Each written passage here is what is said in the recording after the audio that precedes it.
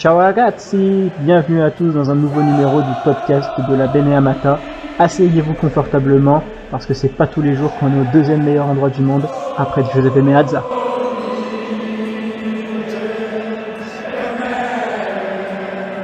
Bonjour à tous et bienvenue dans un nouveau numéro du Focus. Aujourd'hui, on se retrouve pour parler de notre club de l'Inter, évidemment, dans des termes, on va dire, un petit peu plus financiers, un petit peu plus économiques, parce que du coup, on va revenir sur le bilan de Sunning, on va revenir sur le bilan de Steven Zang à l'Inter, parce que oui, comme vous le savez, Steven Zang, du coup, n'est plus propriétaire de l'Inter Milan. Octree reprend le club suite, du coup, au prêt contracté en 2021 par notre ami Steven Zang de 275 millions plus évidemment intérêt. Malheureusement, il n'a pas pu rembourser le prêt à temps, donc Octree s'est saisi du club et du coup on va faire un peu le bilan de Sunning et quand même on peut dire aussi le bilan de Steven Zang parce que même s'il est arrivé un petit peu plus tard que Sunning, 2 ans après, c'est quand même le président majoritaire, on dira, de cette période de l'Inter à Milan. Et pour en parler, j'ai avec moi deux invités. Tout d'abord, Fédé, qui est là avec moi sur ce podcast. Comment ça va, Fédé? Salut Karim, ciao Renaud, bah ça va, on va discuter finance aujourd'hui, on va sortir les calculatrices, les plans comptables, une bonne discussion quoi. Et pour en parler, vous l'avez aussi entendu dans un précédent podcast, notamment sur le stade et comment aller au Giuseppe Meazza, c'est Renaud de l'Interclub de Mons, si je ne me trompe pas. Comment ça va, Ouais, c'est Renaud? bien ça. Ça va, super. Et vous, les gars? Eh bien, écoute, On se, nickel, un plaisir de te on se- retrouver pour on un, se un remet en podcast. forme de la virée de Milan, Ouais, c'est ça. on essaye de retrouver sa voix et ses mains, Et depuis être en gueule de bois. et c'est ça ouais. Et bien pour les auditeurs, je vais déjà vous donner le programme. Alors on va d'abord parler du rachat de Sony en 2016, après Toir. Après on parlera quand même d'une partie majeure qui a quand même impacté évidemment l'Inter sur les 6 dernières années. C'est bien évidemment l'arrivée de Giuseppe Marotta au club. On va parler aussi en 2020 de ce qui s'est passé avec le Covid qui a cassé un peu cette belle dynamique entamée par Sunning, les conséquences que le Covid a eu justement pour la famille Zhang. Et on parlera un peu après aussi des 2 dernières années, de 2022 à 2024, et le succès de Steven Zhang. C'est là où le club fait finale de Ligue des Champions, prend la deuxième étoile, euh, engrange pas mal de trophées aussi. Et dans un dernier point, on parlera quand même d'Octree, parce que qu'est-ce qui va se passer maintenant avec ce fonds américain qui va nous reprendre? Voici le programme. Évidemment, pour les auditeurs, n'oubliez pas de vous abonner sur la chaîne YouTube, sur la chaîne Spotify, Deezer évidemment, pour ne rien manquer des prochains podcasts, évidemment de liker la vidéo sur YouTube et sur Spotify. Messieurs, on va commencer tout de suite. Comme je le disais, du coup, en juin 2016, le groupe Suning, du coup, qui était une entreprise chinoise de distribution dans la vente de produits sur Internet, une sorte un peu d'Amazon, on dira, pour côté Chine, avec Zhang Jidong, qui était le fondateur. Euh, pour présenter encore, pour continuer un peu cette présentation de Sonic, donc ils avaient aussi un club avant l'Inter, c'était le Jiangsu FC qui s'est rappelé du coup le Jiangsu Sonic FC, qui lui d'ailleurs a fermé boutique en 2021 suite justement au problème d'activité du propriétaire. Du coup, en juin 2016, Sony qui acquiert 70% des parts de l'Inter pour la somme un peu plus de 270 millions d'euros. Et du coup, c'était dans une période où la Chine en général, les investisseurs chinois étaient dans le monde du foot pour faire pas mal d'investissements. On se rappelle d'ailleurs notamment chez les cousins milanais où ça s'était moins bien passé. Et du coup, je vous donne une petite déclaration avant de parler justement de cette arrivée de Suning. En petite introduction, c'est Zhang Jidong qui est arrivé qui a déclaré ça à son arrivée lors du rachat de l'Inter. Suning deviendra un soutien inébranlable pour l'Inter Milan, pour que l'Inter Milan retrouve sa splendeur et fournira des fonds à l'Inter pour l'achat de nouveaux talents. Fédé, en introduction un peu avant de passer à l'état du club quand Suning le reprend, voilà. Qu'est-ce que tu en as pensé, toi, du groupe Suning quand il est arrivé? Qu'est-ce que tu peux nous dire un peu sur ce que tu pensais du groupe Suning quand ils arrivent en juin 2016? C'est pas un groupe qui est connu en Europe pour avoir des investissements dans le foot. C'est leur premier club européen ou qu'ils achètent. On sait qu'il y avait une passerelle un petit peu avec Eric Thohir qui est indonésien. Comment tu l'as ressenti, cette arrivée du géant chinois? Quand Suning il est arrivé, Suning c'était alors je suis pas sûr à 100%, mais c'était le groupe Alibaba. Donc ouais, le Amazon chinois. Et en fait, vu la stratégie de développement qu'ils avaient, et à l'époque, je crois que la Chine voulait à tout prix s'investir dans le football européen, j'avais vraiment pris leur arrivée comme. De toute façon, après, vu d'où on venait, on pouvait être que, je vais pas dire satisfait, mais être optimiste avec l'arrivée de Suning. On savait que les finances allaient peut-être partir dans le bon sens, parce qu'à l'époque, on était encore plus endetté que maintenant. Et non, moi, j'avais vraiment accueilli leur arrivée avec, je vais pas dire avec joie, mais j'étais hypé par l'arrivée de Suning, quoi. Ça allait nous ouvrir les marchés asiatiques, tout ça, où on n'était pas encore super développé, où par contre, on a énormément de fans de l'Inter. Et donc, c'était, je pense, une bonne solution à l'époque. Mm. Renaud aussi sur l'arrivée de Sony, comme Fédé, toi aussi, tu voyais ça d'un bon œil avec le plan aussi chinois d'investissement dans le foot et de présence dans le football européen de la Chine. Tu voyais d'un bon œil ce rachat de Sony? Ben, en fait, un petit peu comme Fede, j'étais un petit peu hypé parce que, allez, je comparais ça un petit peu à la NBA. Bon, c'est un monde totalement différent, mais c'était par exemple un marché où le football n'était pas encore exploité, par exemple l'Asie et principalement la Chine. Et comme Fede, je me suis dit, bah, ça peut être que du bon dans le sens où bah, ça peut nous apporter des nouveaux tifosi, ça peut vraiment aussi bah, approfondir cette idée de frères et sœurs à travers le monde, le monde, pardon. Point de vue finance, bah, ça pouvait être que très bon parce qu'on sait très bien que l'Asie et principalement la Chine, c'est un très, très, très, très bon marché à tout point de vue. Et je pense que bah, financièrement, que ce soit aussi au point de vue des réseaux sociaux, au point de vue des supporters, au point de vue du public ou autre, ça ne pouvait être que bénéfique. Maintenant, de là à dire que j'étais hypé, peut-être pas, parce que pour moi, ça m'était totalement inconnu. Je ne connaissais vraiment pas la société et tout. Et à l'époque, j'étais quand même interiste, j'étais fan de l'Inter, mais peut-être pas autant que je le suis à l'heure actuelle. Donc, j'avais peut-être pas poussé mes recherches ou autre. Mais là où c'était beaucoup plus positif pour moi, c'est que ben, il y avait cet espoir, comme tout supporter, de voir son club revenir sur le devant de la scène et retrouver les gloires d'antan.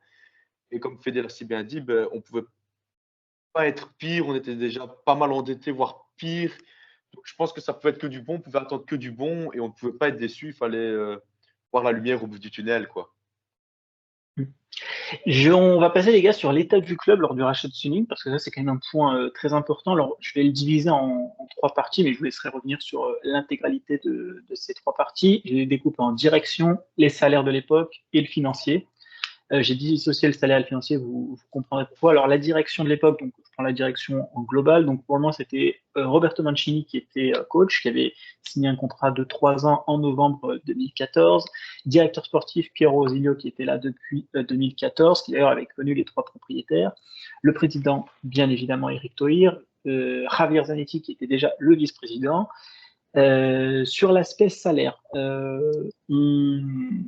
il y avait un travail quand même de Thohir, parce que bon, c'est vrai qu'il n'y avait pas que du mauvais sous Thohir, il y avait quand même eu ce travail financier où en 2013-2014, la masse salariale était de 95 millions bruts. C'était l'une des plus hautes d'Italie, je crois qu'on était deuxième ou troisième, quelque chose comme ça. En 2014-2015, on passe 70 millions bruts, donc on est la cinquième masse salariale d'Italie, donc le travail de réduction a été fait. Et du coup, travail qui du coup va peut-être moins porter ses fruits parce qu'on reprend une grosse masse salariale de 85 millions de bruts en étant la troisième masse salariale d'Italie la saison d'après. Donc c'est avec ces 85 millions bruts que Suning arrive à l'Inter. Sur l'aspect financier, alors déjà très important, on avait le FPF derrière nous. Et quand je dis derrière nous, ils étaient plus proches de notre jugulaire qu'autre chose. Donc en 2013, on avait une perte de 85 millions lors du premier bilan de Thohir. Gros travail de la part de l'Indonésien pour réduire les pertes de 30%, ce qui nous fait arriver en 2016 à des pertes de 59 millions d'euros, qui est quand même conséquent pour l'époque, mais le travail, comme on a vu, a été fait. Sur ces 3 années, notamment de Thohir, on a eu une augmentation des ventes nettes de plus 50 millions, on était passé de 154 millions à 200 millions. Et on a vu une augmentation des revenus commerciaux, recettes commerciales, billetterie, droits télé, stade, etc. Parce que c'était de 164 millions en 2013-2014, c'est passé à 179 millions au moment où au moment où Suning plutôt rachète le club. Donc voilà pour les 3 points. Renault, sur l'aspect financier, quand Suning rachète, on va vraiment se concentrer sur, voilà, dès en juin 2016, quand Suning reprend le club, ils reprennent le club avec un club qui est un peu moins en déficit, mais qui est quand même une grosse quand même masse salariale, comme j'ai dit, troisième Italie, le fair play financier derrière eux, des revenus commerciaux qui quand même sont en augmentation par rapport aux précédentes années. Donc c'est une situation un peu meilleure, on dira, que quand Toir, par exemple, a repris le club à Moratti, mais Renault, le travail de Sony devait se poursuivre pour euh, faire de l'Inter un club, alors pas qui fasse des bénéfices, même si évidemment c'est l'objectif de tout club, mais au moins d'un club qui perd moins d'argent et qui essaye d'en gagner un peu plus. Ouais, voilà, c'est comme tu dis, faire des bénéfices, même si c'est le rêve de tout club, c'est un travail très, très, très compliqué, très difficile et des fois peut-être même inatteignable. Mais je pense que ben, ça nous a fait beaucoup de bien parce que quand on voit les dettes à l'époque, ils sont revenus, ils ont racheté ces dettes parce que quand on rachète un club, on rachète aussi tout ce qu'il y a aux alentours. Donc, les dettes, quoi, tout simplement, les problèmes financiers ou autres, ils ont hérité de ça et je pense que ben, on ne peut pas nier tout le travail qu'il y a eu. D'autant plus que dans ce travail, il faut y ajouter, mais quand je dis tout, c'est prévoir jusqu'au moindre petit salaire, on va dire pas du steward dans le stade, mais c'est tout comme.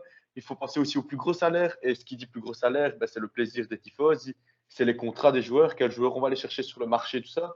Donc je pense qu'on peut quand même que féliciter le travail de Suning, surtout dès le départ, même si dès le départ ça a été compliqué.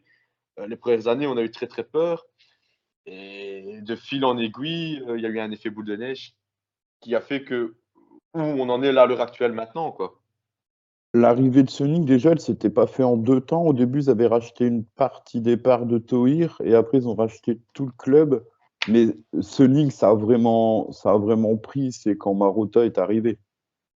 Et ils nous ont aussi ramené une foule de sponsors qu'on connaissait pas et qui venaient d'Asie et qui ont injecté pas mal d'argent dans les caisses du club.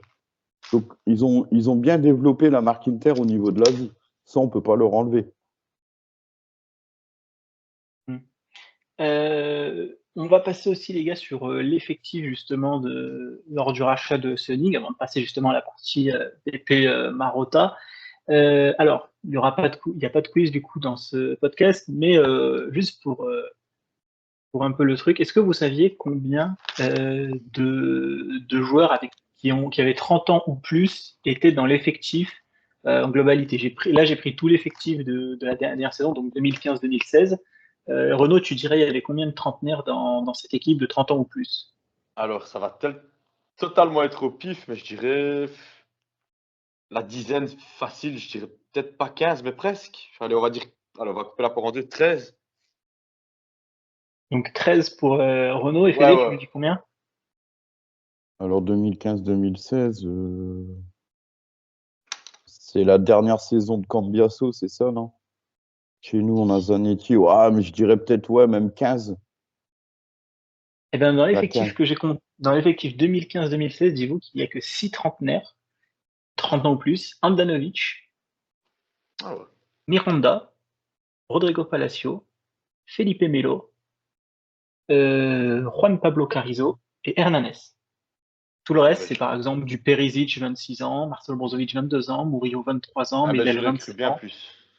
Donc Donc, Toir avait déjà commencé la cure de jeunesse, en fait. c'est ça, voilà, c'est le fameux effectif qu'on disait d'abaissement de la masse salariale, et c'est pour ça d'ailleurs, et c'est important d'ailleurs, on fait c'est un peu comme le Marvel Cinematic Universe, les podcasts d'Amélie Amata, comme on avait dit dans le podcast d'Antera, Fédé, vu que tu l'avais fait, on parlait justement de tous les anciens de 2010 qui étaient partis en 2012, 2013, 2014, bah, tous leurs salaires sont aussi partis, c'est pour ça que on est passé de 90 on est passé de la troisième masse salariale d'Italie, puis directement à la 5-6e, parce que justement, tous ces gros joueurs qui Moratti, il avait mis des contrats blindés en béton armé.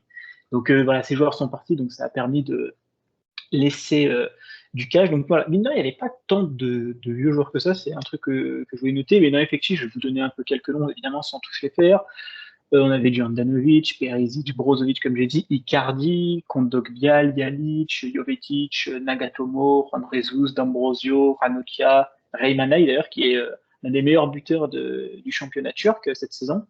Sur l'effectif Fede, qu'avait Sony, bon, ils avaient de la qualité, hein. Handanovic, il sort encore de saisons solides en Serie A. Perisic aussi, qui, même si il a vraiment explosé à partir que Conte est arrivé, mais même, voilà, mais même là, il faisait quand même ses matchs. Il avait marqué 9 buts d'ailleurs cette saison. Il avait évidemment Mauro Icardi et ses 16 buts lors de cette saison. Bon, Brozovic n'était pas encore devenu le joueur qu'il était, même s'il avait marqué 7 buts quand même cette saison. Alors évidemment, comme on dit, il jouait plus haut. On avait un Miranda qui venait de l'Atlético, donc il y avait quand même une base fédée de joueurs fiables, de joueurs qui s'étaient imposés qui étaient dans des gros clubs aussi avant, des joueurs qui performaient aussi lors de cette période Banterera. Tu l'évalues toi comment quand Senin prend le club en 2016, quand ils arrivent avec cet effectif-là, tu te dis bon, il va falloir, c'est pas tout de suite qu'on va gagner le championnat, ou est-ce que tu te dis, bah quand même, il y a du potentiel, tu as Alex Telles, 22 ans, qui est prometteur, tu as du Guarin qui performait chez nous et tout, tu vois le verre plutôt à moitié plein ou à moitié vide quand Sening arrive avec cet effectif? Alors, vu qu'on a fait le podcast Banterera, on pouvait voir que le verre à moitié plein, parce que je pense que le verre vide, on l'avait déjà connu. Donc on pouvait qu'y croire. Mais après, quand ce League arrive, on sait la puissance financière qu'ils ont. On se dit qu'ils vont quand même renforcer l'équipe en qualité. Donc on avait quand même, ils sont quand même arrivés avec un bon effectif, un effectif de qualité pour commencer. Donc ils pouvaient que l'améliorer. Donc non, on voyait que après on pouvait pas être sûr que les meilleurs jours allaient arriver, mais on était sur la bonne voie quand même. On voyait que c'était la fin de la bataille et que on allait retrouver une vraie équipe de l'Inter, une équipe qui gagne, parce que ça faisait déjà comme 2016, ça faisait 5 ans qu'on n'avait pas gagné de trophée. Donc, on était quand même tous impatients de. Mais ouais, comme tu dis, il y avait des super joueurs. Comme Perisic, c'est surtout son prêt au Bayern Munich qui l'a transformé. Moi, je pense plus que c'est son année au Bayern que d'être sous Conte. La mentalité de Perisic avant le Bayern et après le Bayern, c'est plus du tout la même. Brozovic, c'est pareil. Après, il est redescendu sur le terrain. On a connu le meilleur Brozovic. Icardi qui scorait toutes les saisons. Donc, il y avait, avec quelques retouches, on pouvait avoir un effectif déjà qui allait nous qualifier pour la Ligue des Champions. Toi, Renaud, sur cet effectif à l'arrivée de Sony? Bah, je rejoins totalement Fede. On savait qu'on avait de bonnes bases. On savait très bien qu'on n'allait pas gagner le Scudetto ou n'importe quel autre trophée cette même année ou dans les années qui allaient suivre.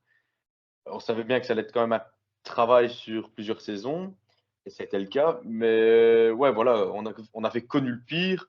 Je pense qu'on sortait la tête de l'eau. Il ne nous restait plus qu'à se battre, à se relever et à espérer des jours meilleurs. Mais voilà, on part avec des Perisic et des Brozovic. Ben, je ne vais pas répéter ce que Fede a dit, mais je pense qu'on a des bases solides là. On a aussi un Icardi, qu'on l'aime ou qu'on ne l'aime pas. Je sais qu'à l'heure actuelle, prononcer son nom, c'est comme prononcer celui Voldemort, mais il faut remercier Icardi pour les sauvetages et les travaux effectués durant ces saisons sous notre vareuse.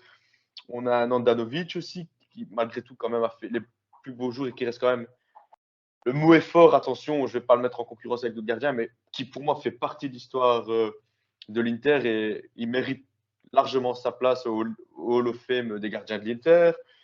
On a des gars comme Ranocchia qui ont fait leur classe et qui ont fait leurs armes avec des gars qui ont participé au triplette, parce qu'il arrivait juste après le triplette. Donc, il a pu acquérir toute cette expérience et certaines choses auprès, on va dire, de ses prédécesseurs. Après, voilà, il y a beaucoup, beaucoup, beaucoup de noms qui, à l'heure actuelle, on se dit, putain, ils ont joué chez nous, quoi. On va pas se mentir, il y a des joueurs qu'on a détestés. d'autres qu'on a aimé détester, je me comprends en disant ça, mais voilà, il y a des joueurs, si on se dit à l'heure actuelle, on les récupère, on sait de nouveau qu'on va rechuter, mais on savait très bien qu'il allait y avoir des sacrifices, douloureux pour certains, parce qu'il y a peut-être des joueurs auxquels on s'est attaché, il y a peut-être des joueurs qui malheureusement n'ont pas explosé chez nous, mais qui ont explosé par après ça existait plus d'une fois chez nous, comme partout ailleurs. Ben non, je pense qu'on savait très bien qu'on allait repartir sur de bonnes bases. C'était pas la plus belle équipe du championnat et du moment, mais il y avait quelques noms à retenir et qu'on a retenus. Après, voilà, il y a certains joueurs, si on peut les oublier de l'histoire de l'Inter, je le fais, mais directement, quoi. Ouais, non, c'est vrai que c'était un effectif quand même. Il y avait du bon, il y avait du moins bon. On va passer à notre Voilà. deuxième partie. On va passer à notre deuxième partie sur notre ami Giuseppe Marotta qui arrive du coup en 2018, en décembre d'ailleurs 2018. Je pense que la date, tout le monde la connaît. Je crois que c'est, si je me souviens bien, mais parce que des fois il y a un problème de chiffre, je crois que c'est le 13 décembre 2018. Je crois que c'est une date, peut-être l'une des seules dates que je retiens facilement.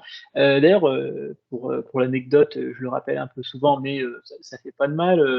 C'était sur conseil de notre ami, peut-être pas tellement ami que ça, Urbano Cairo du Torino, qui conseille à Steven Lang de prendre Marotta. Donc, il arrive au club en tant qu'administrateur délégué, qui vient donc en complément d'Antonello, qui était d'ailleurs au conseil d'administration à l'époque. Marotta, il n'était pas encore là, il est rentré. Il était rentré du coup il y a quelques temps maintenant. Donc Antonello qui gardait sa partie de directeur général donc sur l'aspect non sportif et Marotta qui s'occupait lui du coup de l'aspect sportif. Donc les deux cohabitaient à la gestion du club et avec Osilio qui gardait toujours ses prérogatives de directeur sportif. Et du coup, avec Marotta, le plan est quand même aussi clair, c'était de ne pas se tourner vers des grandes stars onéreuses, en tout cas pas immédiatement et même pas par la suite. Hein, quand on voit le gros mercato de 2019, le gros joueur c'est Lukaku, mais on peut pas dire que c'était non plus la star de l'époque, il sortait pas non plus de saison folle par exemple à Manchester United. Et pour citer un peu une phrase, l'idée de Marotta, pour citer un peu, c'était recruter 3 Nainggolan plutôt qu'un joueur à 100 millions d'euros. Nainggolan d'ailleurs qui viendra du coup à l'été 2018 de la Roma. Et du coup, les fameux bons coups de Marotta, les fameux bons coups libres, Stéphane De Vrij et Kwadwo Asamoah, quand il est arrivé pour les prendre de la Lazio et de la Juve, et aussi pour rappeler ce qu'était BP Marotta, donc son palmarès à la Juve, il avait fait 7 Scudetti, donc j'ai pris celui aussi de 2018 que la Juve avait gagné, 2 finales Ligue des Champions, 4 Coppa Italia, 4 Supercoppa, et dans ses meilleurs coups à la Juve sur le mercato, il y avait notamment Andrea Barzagli qui est venu pour 300 000 euros, Pirlo qui est venu libre, Pogba qui est venu libre et reparti à 105 millions d'euros, Tevez qui est venu pour 9 millions d'euros, Evra qui est venu pour 2 millions d'euros, la vente de Bonucci au Milan pour 42 millions d'euros. Renault, quand Marotta arrive au club en 2018, c'est quand même un choc. On se disait déjà, il passe évidemment de la Juve à l'Inter, mais déjà à l'époque, c'était l'un des meilleurs dirigeants sportifs de la planète football. Et il y a eu la fameuse rupture avec la Juve par rapport à ce qui était passé sur le transfert de Ronaldo, mais pas que ça, évidemment, c'est une des raisons, mais évidemment, elle n'était pas la seule. Et du coup, sur ce départ de la Juve, Zhang, du coup, se, se permet de prendre BP Marotta pour l'aspect sportif du club. Et quand il arrive en 2018, Renault, ouais, c'est quand même un peu un petit tremblement de terre du côté de Milan, du côté du Viale de la Liberazione. Marotta arrive au club, quoi. Ah, mais c'était que du bon. Par exemple, moi, à tout point de vue, ça pouvait être que du bon parce que ça pouvait faire que mal à l'adversaire, surtout d'où il venait. L'ennemi de mes ennemis, c'est mon ami, mais clairement, il suffisait. Allez, il fallait. Moi, je retirais hors contexte qui venait de la Juve, parce que voilà, c'est pas toujours facile, on le sait, mais moi, je regardais plutôt ce qu'il avait dans ses bagages. Et quand on voit 7 Scudetto, 2 finales en LDC, 4 Copa, 4 Super Copa, on se dit, ouais, le mec, il joue aux échecs en fait. Il joue aux échecs, Plus le mais travail à la Sampdoria, que là, je l'ai pas mentionné, mais le ouais, travail à la voilà. Sampdoria qui était fou, hein, déjà Oui, là. oui, mais clairement, et puis même, il suffit de regarder sur toute sa carrière, de ses débuts jusqu'à là, maintenant, aujourd'hui. Donc, dans tous les clubs, comme tu le dis, la Samp, la Juve, chez nous, et les transferts qu'il va nous chercher. Et ce mec, c'est un aimant à joueur libre. Mais comment remettre en question? Oui, voilà, il vient de la Juve. Oui, c'est vrai, à ce moment-là, on s'est tous dit, ouais, on a peur, patati. Après, quand on voit, comme tu disais, ben, même si c'est pas que à cause de ça, mais que c'est une des causes, par exemple, le transfert de Ronaldo ou autre, non, Marotta, c'est pas méchant, mais ne fût-ce que quand je dois faire des publications à chaque fois pendant le Mercat Festival, je dois tout le temps ressortir la même photo.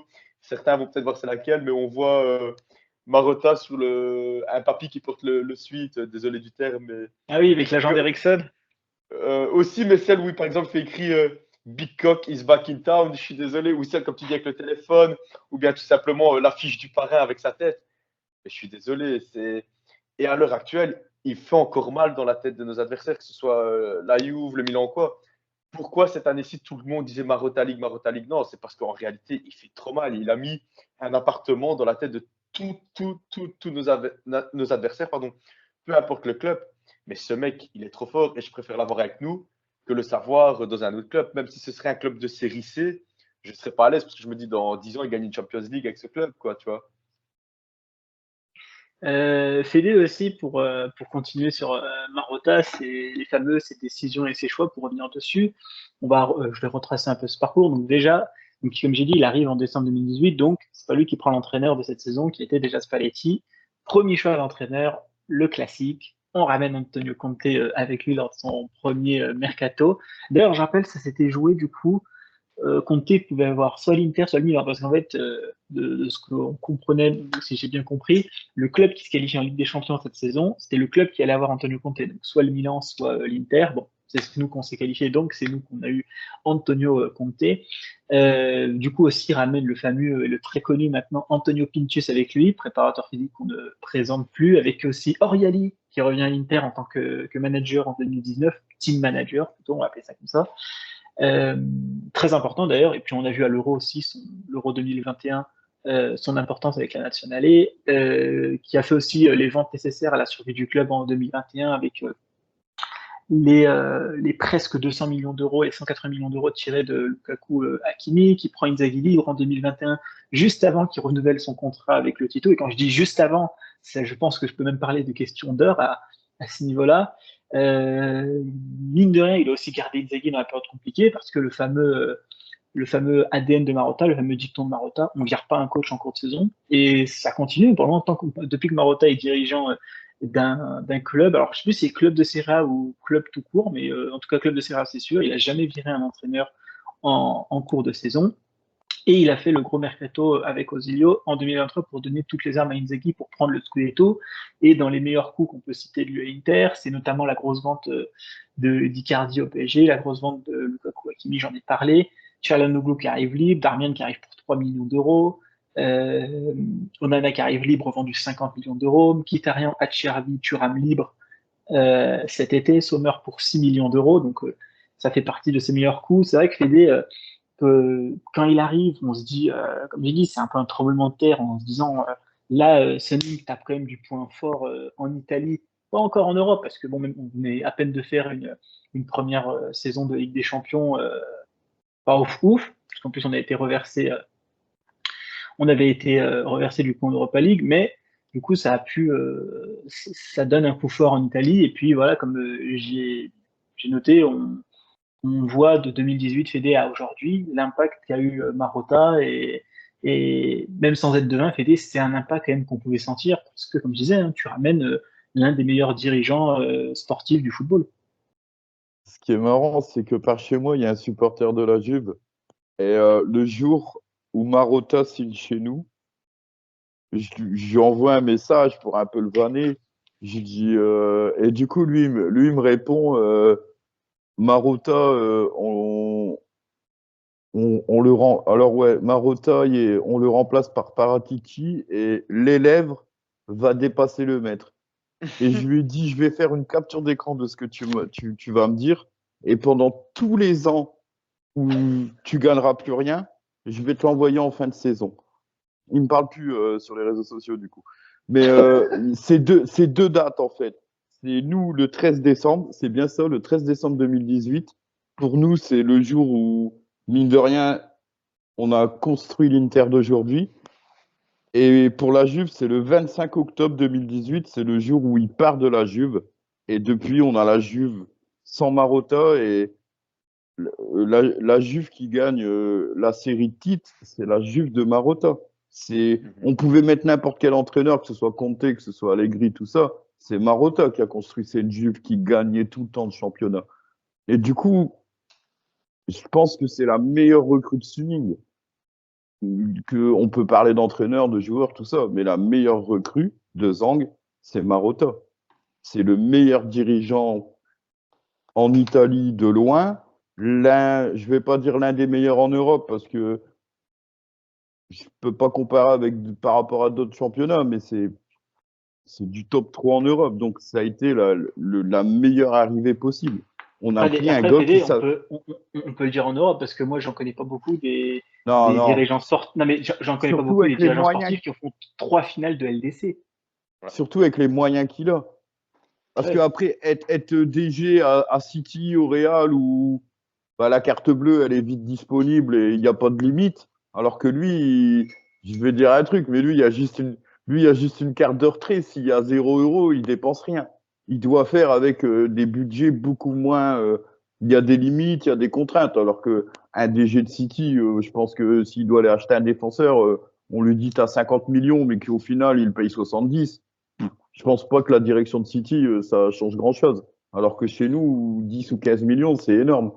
Donc du coup, Marotta, en fait, il a créé le cycle gagnant de l'Inter et il a clôturé le cycle gagnant de la Juve. Et depuis, la dynamique entre les deux clubs, elle s'est inversée. Là, on voit les saisons de la Juve. Moi, je vois les supporters de la Juve sur les réseaux sociaux qui sont toujours en train de pleurer. Allegri, même avec un autre entraîneur, je suis pas sûr qu'ils vont gagner parce qu'ils n'ont pas les bons dirigeants. C'est limite, on peut appeler ça. Mkhitaryan, cette saison, c'était notre architecte sur le terrain. Marotta, c'est l'architecte de la direction.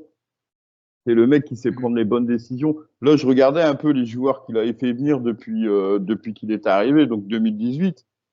Dans l'équipe qui est championne cette année, il y a encore De Vrij, Di Marco, Akan, Nicolo Barella. Donc, il y avait Sanchez et Lautaro. Plus,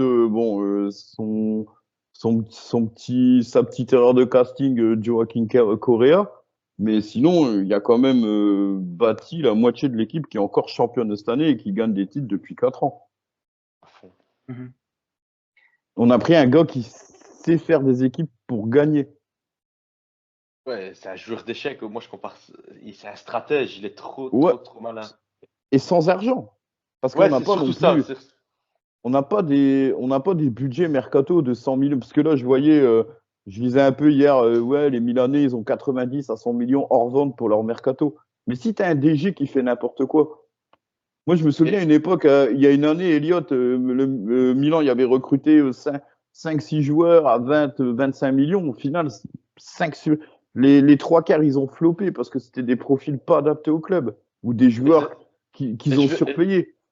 Et je vais revenir sur ce que tu disais. Tout simplement, tu as parlé de City. Il suffit de voir le travail que City fait avec le compte en banque qu'ils ont et les moyens qu'ils ont, tout simplement. Et nous, de notre côté, et il suffit de voir juste la finale de Champions League de l'année passée, avec les moyens qu'on avait, et Marotta et City, et les moyens qu'ils ont. Et on a été leur tenir tête, on a été les emmerder pendant 90 minutes. Et tout ça, de base, ça part pas que des joueurs, mais ça part aussi, comme tu dis, du DG, des finances.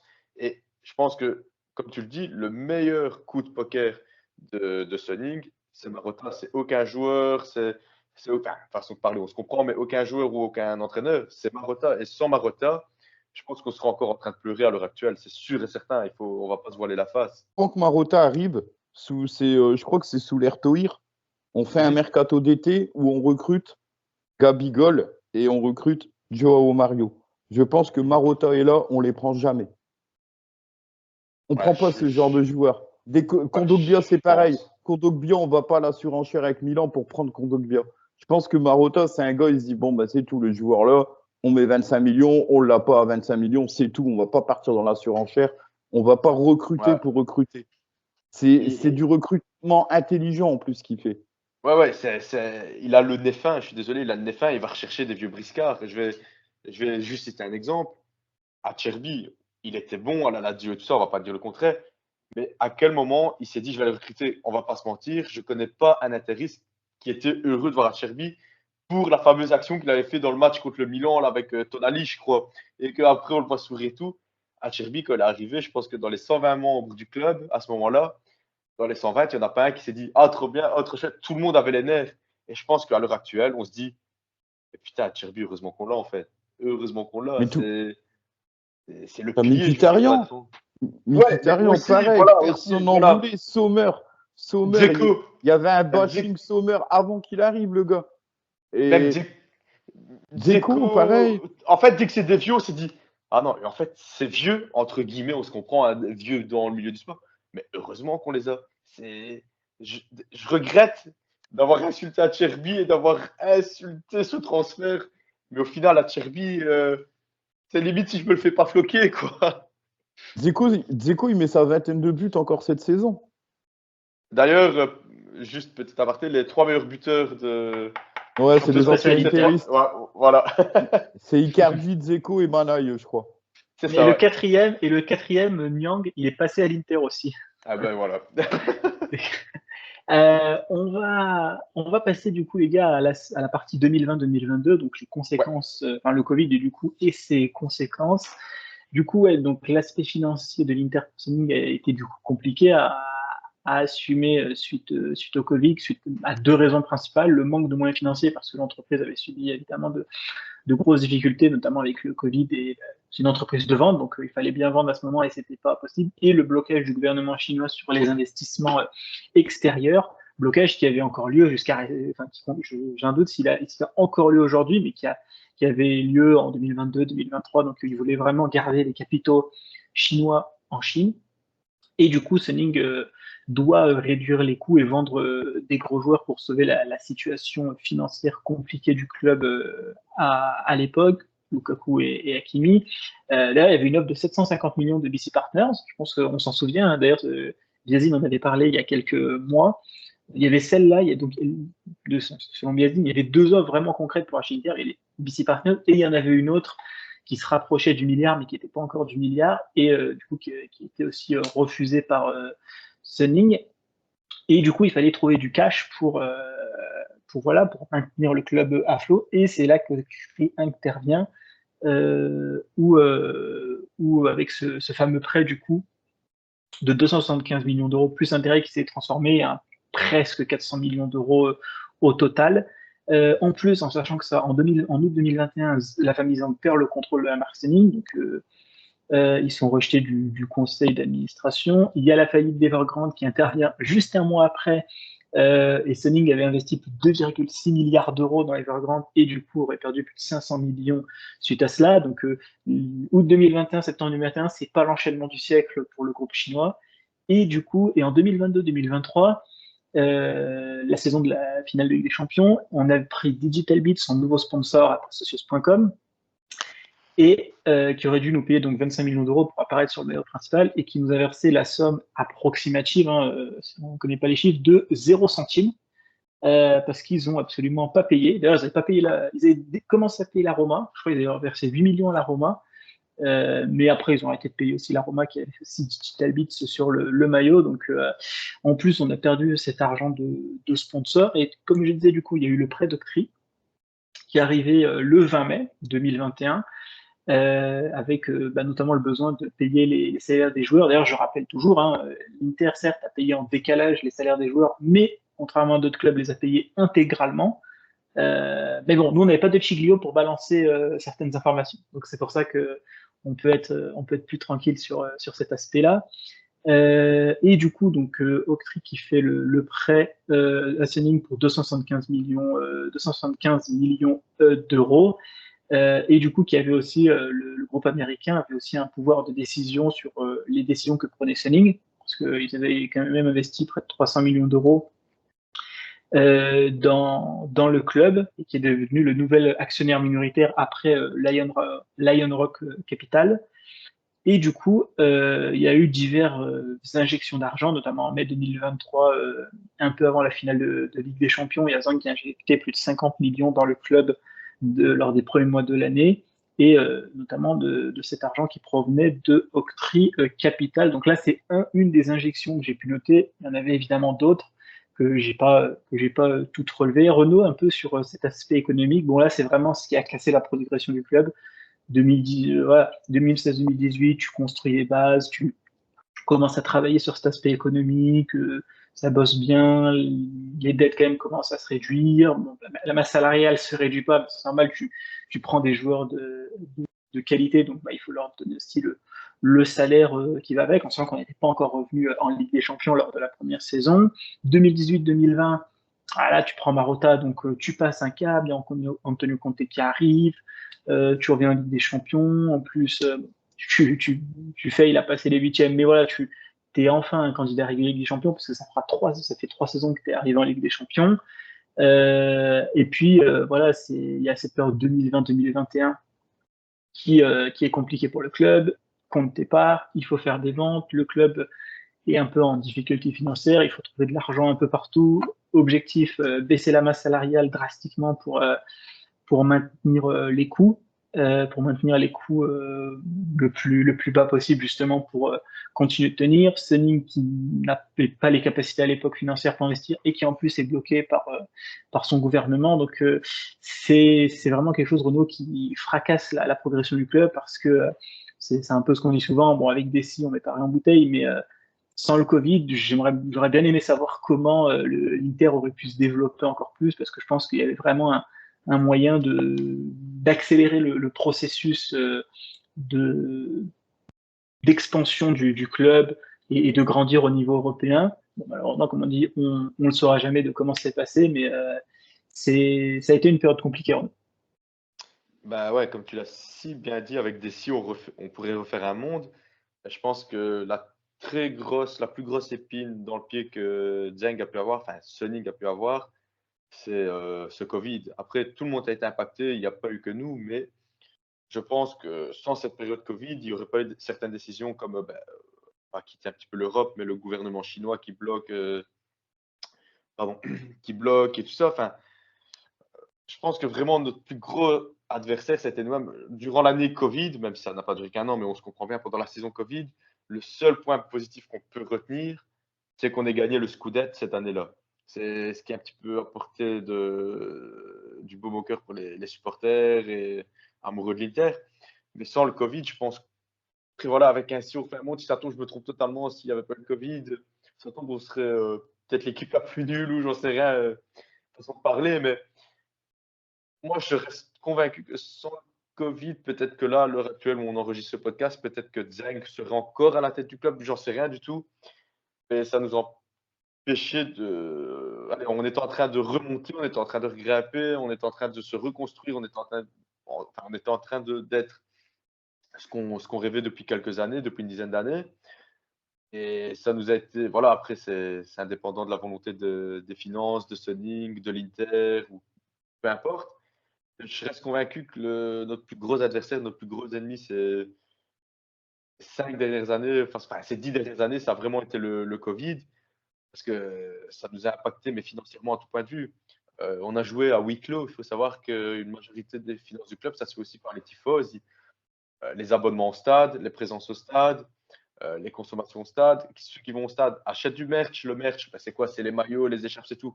C'est de l'argent qui va dans les caisses du club. Mais c'est tout des petites conneries, mais et il faut savoir que oui, ok, on jouait à huis clos, mais pendant cela, l'argent ne rentrait plus, façon de parler.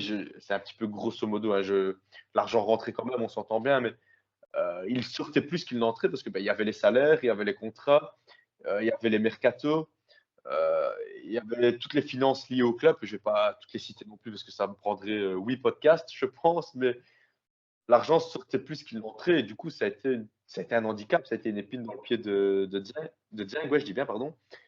Et ouais, moi, je reste convaincu que ce Covid nous a mis dans un bourbier, mais phénoménal, alors qu'on arriva à s'en sortir. et on a fait un pas en avant pour en refaire deux en arrière.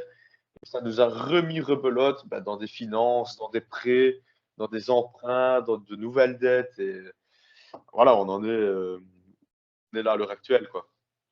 Le Covid, il a été mortel pour toute l'industrie chinoise, en fait. Parce que eux, tout ce qui a été là-bas, la vie, elle s'est carrément arrêtée. Plus de production, plus rien. Et, ouais, et comme il disait Renaud, moi, je pense qu'il n'y aurait pas eu le Covid. Suning aurait continué à investir dans le club. Et je pense que c'est pour ça que le gouvernement chinois a voulu stopper les investissements à l'étranger. Je pense qu'il voulait plutôt que les Chinois investissent en Chine après le Covid. Mais le Covid, donc le Covid, plus d'injection d'argent de Suning, qui avait injecté quand même pas mal depuis son rachat. Les billetteries qu'ils ont été. Alors au début, il n'y avait plus du tout de spectateurs. Après, il y a eu les jauges 50, 75%. Et c'est Ouais. seulement repassé à 100% au bout de quelques mois. Moi, je me souviens que mon premier match post-Covid de l'Inter, c'était un Inter Salernitana. Je crois que la jauge, elle était à 75%. Et il faut pas oublier qu'il y avait aussi des matchs qui étaient annulés. Le Inter-Bologne aussi, qui nous a fait beaucoup de mal. Ouais, et puis le final fort de Coupe d'Europe, parce que tu joues Ouais, Getafe en aussi. un match, mais Aussi. c'est tous des matchs que tu joues pas chez toi, donc Ouais, il n'y a ouais. pas de recette en Coupe d'Europe. À huis clos, après, à huis clos, quand tu as un stade de 20 000 et quand tu as un stade de quasiment 80 000, les recettes, c'est plus les mêmes. Il y a eu un Ouais. derby aussi à huis clos, alors qu'on sait que les derbys, c'est les matchs qui font énormément de recettes. Donc Mhm. ça a pesé très lourd le Ça a fait Covid. très très très mal. Ouais, ouais. Donc non, je pense qu'avant, on saura jamais en fait, parce Ouais, voilà. que le Covid, personne s'y attendait. Ça faisait un siècle qu'il n'y avait pas eu de pandémie en Europe, donc que ce soit à tous les niveaux, que ce soit au niveau du foot, de la vie de tous les jours, personne ne s'attendait à ça, personne ne savait comment. On s'en est bien sorti. On s'en est bien sorti parce que mine de rien, sans rentrer d'argent, euh, sans rentrer d'argent, sans entrer de nouveaux capitaux, sans recettes. Beaucoup de clubs ont des situations difficiles encore au jour d'aujourd'hui, alors que le Covid, ça remonte à plus de 3 ans et demi. Donc, je pense que d'avoir Marotta pendant le Covid, ça a aidé aussi. Ça a permis de ne pas sombrer derrière. Mhm.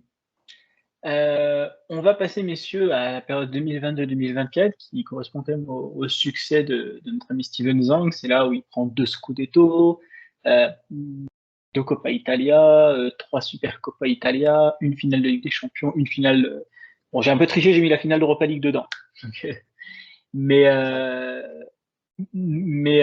donc c'était le succès majeur et c'est là aussi que j'aimerais bien qu'on s'attarde un petit peu dessus, c'est que Zhang, qui voilà, Suning, comme j'ai dit, à part le Jiangsu FC, n'avait pas investi dans des gros clubs européens avant.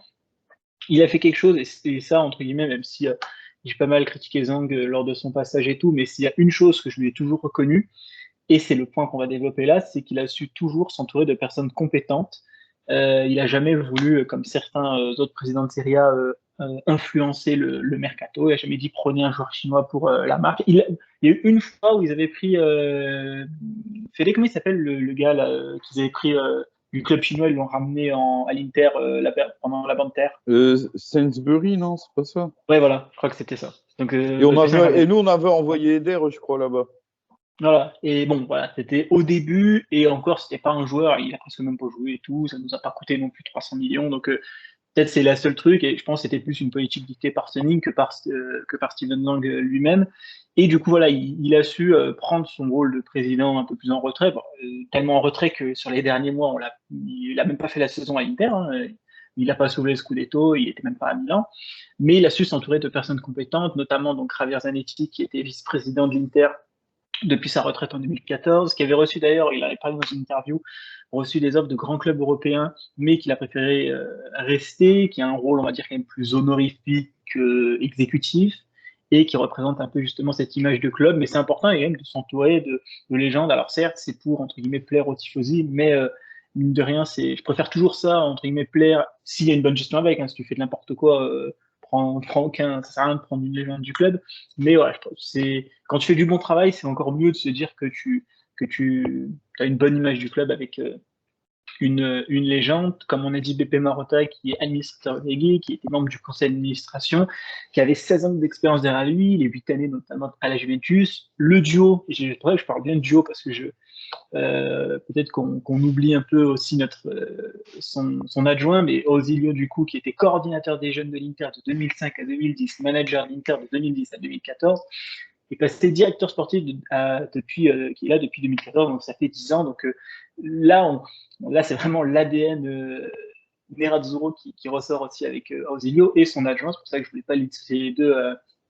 Dario Bacchini, qui est directeur sportif adjoint, qui gère le réseau mondial de scouting et qui a une préférence notamment pour l'Amérique du Sud. Notamment, il avait parlé de Julian Alvarez et de la volonté de l'avoir, mais que les possibilités financières n'étaient pas dessus. Et le directeur général Alessandro Antonello, qui gère l'aspect non sportif du club, qui s'occupe notamment du dossier du stade et qui bosse notamment sur le projet Rozzano. Fédé, toi, sur cet aspect de compétences que Zhang avait fait, c'est peut-être un des rares investisseurs. C'est pour ça que je parle pas de président comme par exemple un historique comme un De Laurentiis, un peu plus comme ça, mais c'est peut-être l'un des rares aussi investisseurs dans le monde du foot, même si la tendance commence un peu à changer ces derniers temps, à investir dans un club, à mettre les sous, mais de pas céder à des caprices ou à des mesures, de vouloir grandir trop vite. Non, il a su garder les personnes compétentes comme Ausilio, comme j'ai dit, qu'il a depuis 2005. Il a su s'entourer d'un Alessandro Antonello, directeur général hors sportif, qui est aussi là depuis 2017. Beppe Marotta, on vient d'en parler. Prendre aussi, comme j'ai dit, l'image de céder aussi, se mettre les tifosi un peu de son côté au début avec Zanetti et en gardant Zanetti. Et d'autres, je n'ai pas pu citer tout, évidemment, l'organigramme, mais c'est les principales personnes que les gens connaissent. C'est quelque chose de rare et c'est peut-être la meilleure chose aussi, Fédé, qu'on retiendra de Steven Zhang, c'est qu'il a su s'entourer de personnes compétentes lors de son passage. Bah, tu as tout résumé. Si tu mets des gens compétents au poste clé, donc c'est-à-dire, il a gardé Zanetti par rapport à son passé de joueur, il fallait, tous les grands clubs. Je vois le Bayern Munich, il y a des anciens joueurs dans la direction, tout ça. Donc en fait, c'est un peu l'ADN du club. Marotta, Zanetti, il s'est entouré de personnes compétentes à des postes clés. Donc après, les joueurs, les entraîneurs, ils peuvent passer. Si tu as une direction compétente, les supporters, ils auront jamais aucun souci. On a toujours peur parce que bon, on vit les matchs, tout ça, mais on est bien géré.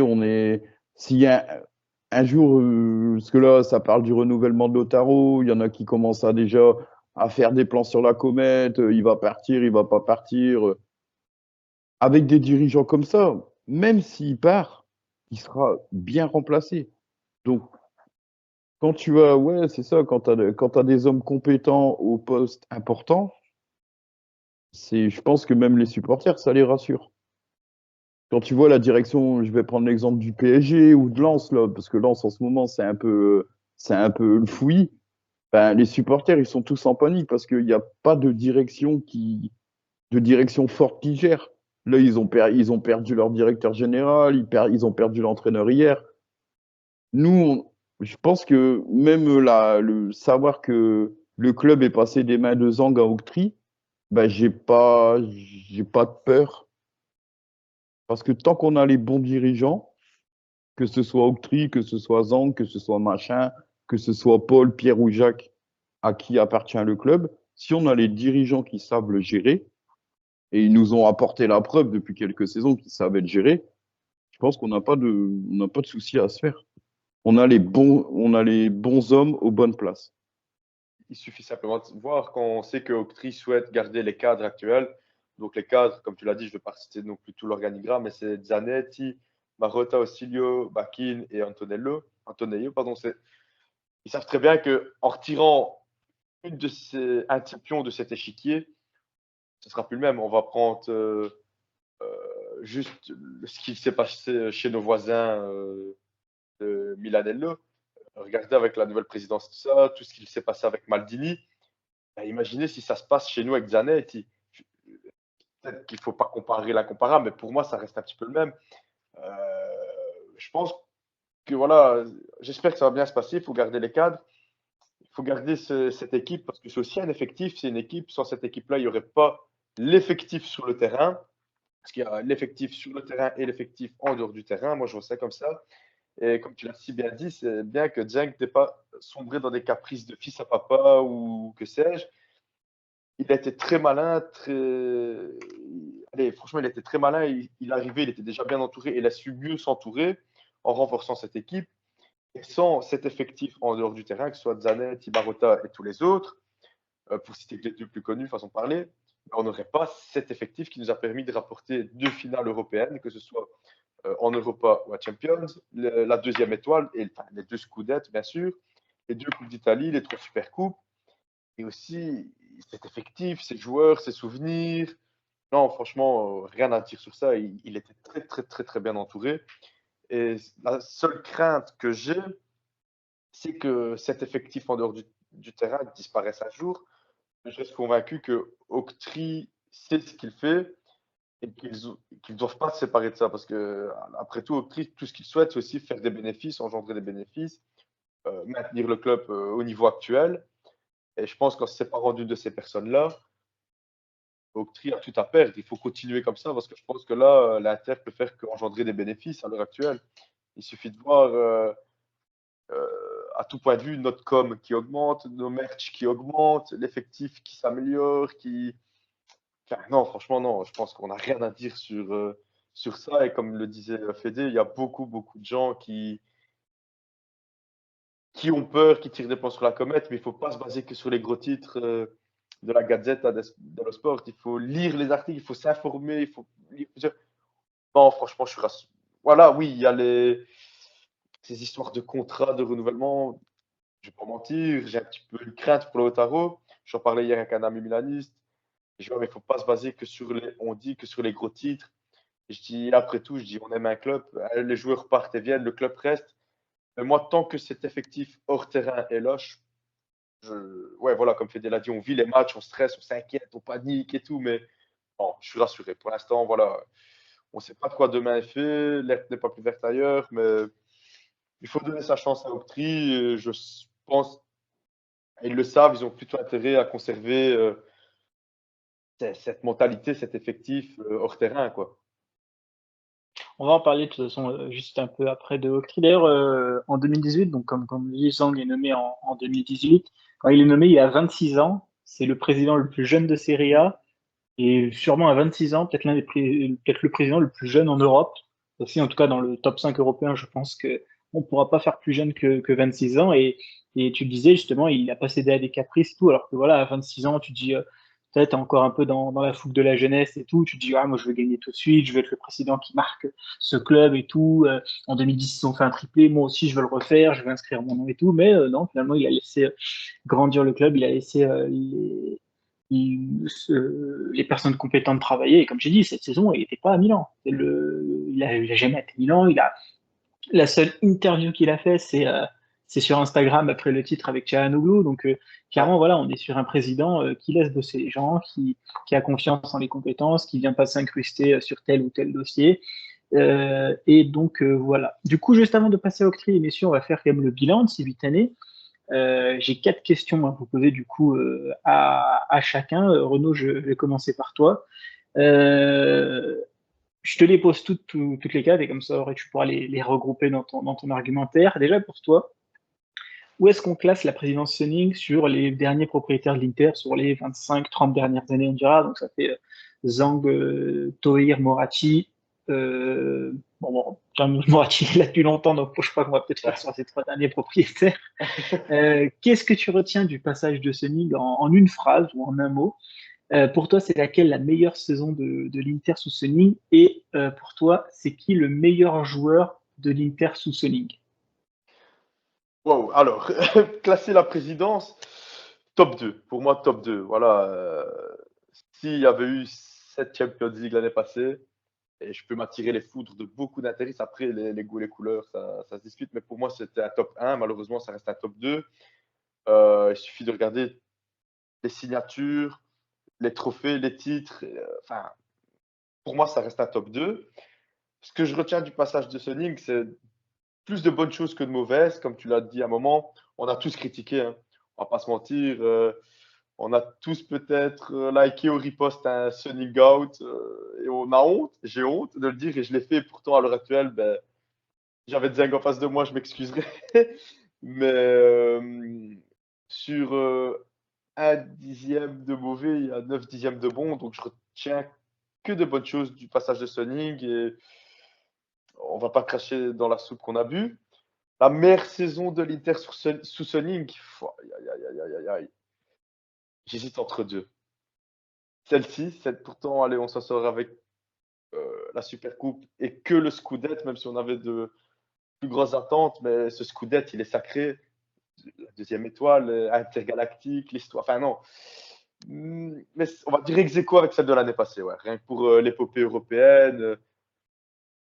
Parce que 2010, pour moi, je vais dire comme ça remonte à loin, même si j'avais quand même pas mal de souvenirs foot, mais j'étais interiste, mais j'étais peut-être moins acharné que je le suis à l'heure actuelle. Et j'avais l'impression de revivre un petit peu cette épopée que je n'avais pas vécu vraiment à fond en 2010. Mais la plus belle année, c'est cette saison-ci pour la deuxième étoile et la saison passée pour l'épopée européenne. Le fait d'avoir vécu aussi, bah, là c'est mon point de vue personnel, mais mon premier trophée en vrai avec la Coupe d'Italie. Et le meilleur joueur de l'Inter sous Sunning, oh, aïe, aïe, aïe, aïe. Est-ce que je peux en donner 3? Ah non, il faut en donner qu'un seul. La vie est un choix, Renaud, il faut choisir. Aïe, aïe, aïe. Oh. J'ai envie de dire, sûrement comme tout le monde Lautaro, mais comme je ne suis pas tout le monde, je vais prendre l'aspect joueur, l'aspect porte-étendard, l'aspect tifose. Allez, Di Marco.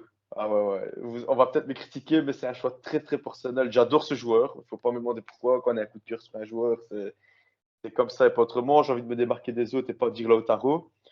Euh, c'est l'enfant du club. Il est amoureux de l'Inter. Avant de le vivre sur le terrain, il est vivé au deuxième anneau vert avec la courbe. Ouais, Di Marco, Di Marco. Peut-être qu'il y en a, ils vont pas comprendre mon choix. Il y en a, ils vont le valider. Mais pour différents aspects, le coup de cœur, le jeu. Après, pour le meilleur joueur, moi, je suis pas là pour aller demander des données de performance statistiques, un but toutes les Ouais, 333 minutes. Non, le meilleur joueur, enfin, j'aurais pu dire un peu le joueur de coup de cœur, un peu Sonic, mais on va dire meilleur joueur, ça regroupe un peu une appellation globale. Ça peut être ton joueur que tu kiffes, vraiment ouais, le meilleur voilà. joueur statistiquement. Ça peut être, meilleur joueur, c'est un peu, j'aurais pu dire le joueur marquant de Sonic, par exemple. J'aurais dû poser peut-être la question comme ça, le joueur marquant de l'ère Sonic pour toi, d'ailleurs, c'est pour ça que je rajoute le pour toi. Euh, Donc Di Marco pour toi Renaud. Alors Fédé, bah pareil, où est-ce que tu classes la présidence Sunning? Qu'est-ce que tu retiens de leur passage, la meilleure saison sous Sunning et pour toi qui est le joueur du coup le plus marquant de l'ère Sunning? Donc la présidence de Massimo Moratti, elle rentre pas en compte dedans. Si? Tu sais, je prends les 30 dernières années, 30-35, parce que toi tu connais un peu plus justement le football auto, Bah, donc je te permets m- d'aller même un peu plus loin que les années 90, encore plus loin. moi, je la mettrais quand même première parce que Moratti, malgré qu'on gagne le triplé, il nous laisse avec beaucoup de dettes. mhm. Alors que Sunning, le club a quand même est passé dans un. Parce que Moratti, c'était un président, j'aime pas dire le terme, mais à l'ancienne. Un À mécène. l'époque, il y avait. Ouais, il sortait de son argent, c'était un amoureux du club aussi. Il- le jour où il sait que Ronaldo, il y a possibilité d'aller le prendre au Barça, ben, il va le chercher. Il nous faisait des équipes de malades alors que ben, on gagnait rien au final. Parce qu'il y a des époques, on avait des Ronaldo, des Zamorano, Roberto Baggio, on avait 10 milieux de terrain, on avait quasiment des fois les meilleures équipes au monde, mais on gagnait pas. C'était au niveau des choix du coach, il réagissait à vif. Je me souviens d'une saison, on gagne l'année où on gagne la C3, on gagne avec Gigi Simoni. Le début de saison d'après, il est compliqué, un peu comme Inzaghi a vécu l'année dernière. Et bon, il l'a dégagé direct. Et la En fait, saison-là, on a quatre coachs. Moratti, c'est l'inverse de Steven Zang, quoi. C'est ce C'est que j'allais dire. C'était un je, impulsif. je gouverne à Ouais, il a pris les l'émotionnel. caprices. Ouais, c'est ça, voilà. Les Il caprices déléguait pas auxquels beaucoup. Zeng a pas les caprices que Zeng n'a pas eu, lui, il les a fait, par exemple, avec les joueurs de l'époque. Ouais, puis il dégainait vite, quoi. Ouais, voilà. C'était alors que Donc ouais, moi, pour moi, je la mettrais quand même première parce que Ok. bon, il y a la deuxième étoile, ce qui arrive pas non plus toutes les Mhm. décennies. Donc Qu'est-ce que ouais, tu retiens du passage de Sunning? eh ben qu'on est passé dans une autre ère. Moi, je le vois, mais même au niveau, et Renaud, il va me le confirmer, au niveau du merchandising, Ouais, t'as ouais. peut-être pas tous les mois, mais sur le site de l'Inter, tous les 2 3 mois, tu as une nouvelle collection de Ouais, vêtements hors stade qui sort, alors qu'avant, bah, je dirais tous t'avais, les mois, tu sais, hein. Je dirais tous les mois, tu sais. Franchement, je te suis dans ton délire tous les ouais, mois. il y en a bien eu 4 5 ouais, c'est ça, ouais, 1 mois et demi, tous les 2 mois. Mais on développe la marque Inter, en fait, ce qu'on faisait pas avant. C'est pareil, le club, il s'est développé sur les réseaux sociaux, ils nous ont fait passer un cap, en fait. Et je pense que bah, c'était peut-être bien d'avoir une direction chinoise c'est pareil, à un moment, ils allaient nous chercher des sponsors chinois, des marques que nous, on connaissait pas. Et au final, c'était des gars qui payaient pour du sponsoring, sponsoriser le centre d'entraînement, le terrain des jeunes, le maillot d'avant-match. Ils nous ont fait Ouais. passer une autre ère et je pense que financièrement, ils nous ont bien développé. Et c'est là, on en revient à l'époque Covid. Il n'y aurait pas eu le Covid, je pense que le club aurait encore peut-être passé un cap au-dessus. Ouais, sûr et certain, sûr et certain. Mais c'est vrai on développe à mort le merchandising, tout ça. Il y a des choses avant. Et je vais pas, je pense à Gualtiero qui cherche son mug orange depuis le début de saison et qui n'arrive pas à le trouver. C'est que, bah justement, on est devenu une marque, un club bankable parce que tout ce qui est merchandising, ça se vend. Il y a des trucs dans les boutiques, tu te dis, bah, il n'y a personne qui achète. Bah, si, il y a des gens qui achètent. Donc, en fait, ils ont vraiment développé le club plus que Moratti. Mais après, à l'époque Moratti, c'était vraiment Oui, c'était pas une l'époque du gestion. merchandising encore. Ouais, puis c'était une gestion à l'ancienne. Son père y avait été président. Donc, je pense que lui, il s'est toujours comparé à son père président qui avait gagné la Ligue des Champions. Lui, c'était Et, vraiment son truc. Fédé, pour la meilleure saison, tu dis laquelle, toi? Alors, bah, pour la meilleure saison, on peut pas prendre une période. Moi, je rajoute. Ah non, c'est une La... saison. Il a tranché, Renault, faut trancher aussi. Donc, Renault, il a mis la saison dernière ou cette saison? Allez, on va dire. Ouah, Ah, tu sais pas. Parce que moi, plus je la prendrais saison la passée. campagne de Ligue des Champions de l'année dernière avec la Ouais, moi saison de aussi. maintenant. Ah oui, mais là, c'est de la triche, du coup. Non, non, c'est une saison, Bah, monsieur. je vais prendre cette saison parce qu'il y a quand même la deuxième étoile et la deuxième étoile, c'est un truc marquant dans un club. Quand tu vois en Italie, il y a que 3 clubs qui ont des étoiles sur leur maillot. C'est pas une chose qui arrive souvent. C'est qu'une étoile, c'est 10 titres. Donc ouais, moi je pense, non, la saison, Ok. vu le jeu, Et du coup, le joueur vu, marquant? bah, du coup, moi je vais faire comme tout le monde et je vais pas. Ersoning, évidemment. Ersoning. Alors, Lautaro, parce que Lautaro, on l'a acheté 9 millions. Il est arrivé pour être le remplaçant d'Icardi. Plus. Non, c'était On l'a pas. acheté Ah non, plus. c'était ouais, non, une vingtaine de Non, millions, on l'a ouais, acheté c'était ça, ouais, non. ouais, plus, on est plus proche de la trentaine, même.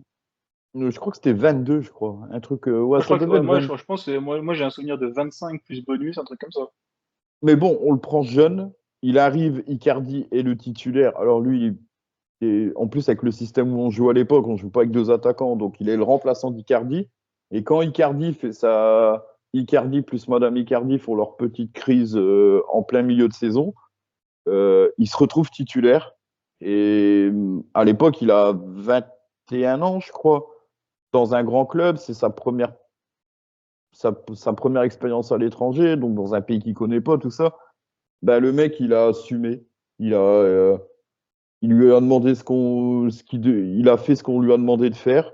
Et l'évolution, c'est que petit à petit, il est devenu de plus en plus important.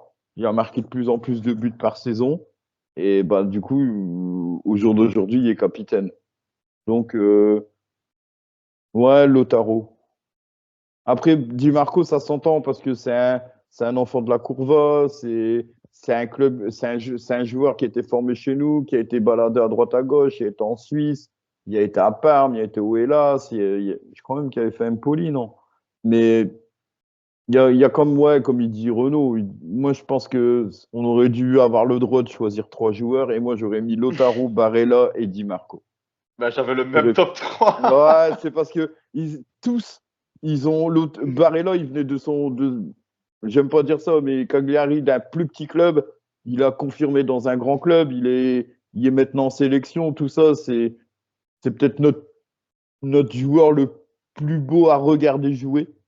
Ouais. Parce malgré qu'il met peu de buts, tout ça, mais c'est peut-être pas ce qu'on lui demande. Donc, ouais, l'ensemble des trois, en fait, représente vraiment les joueurs Sunning, en fait. On peut rajouter Bastoni aussi, parce que Bastoni.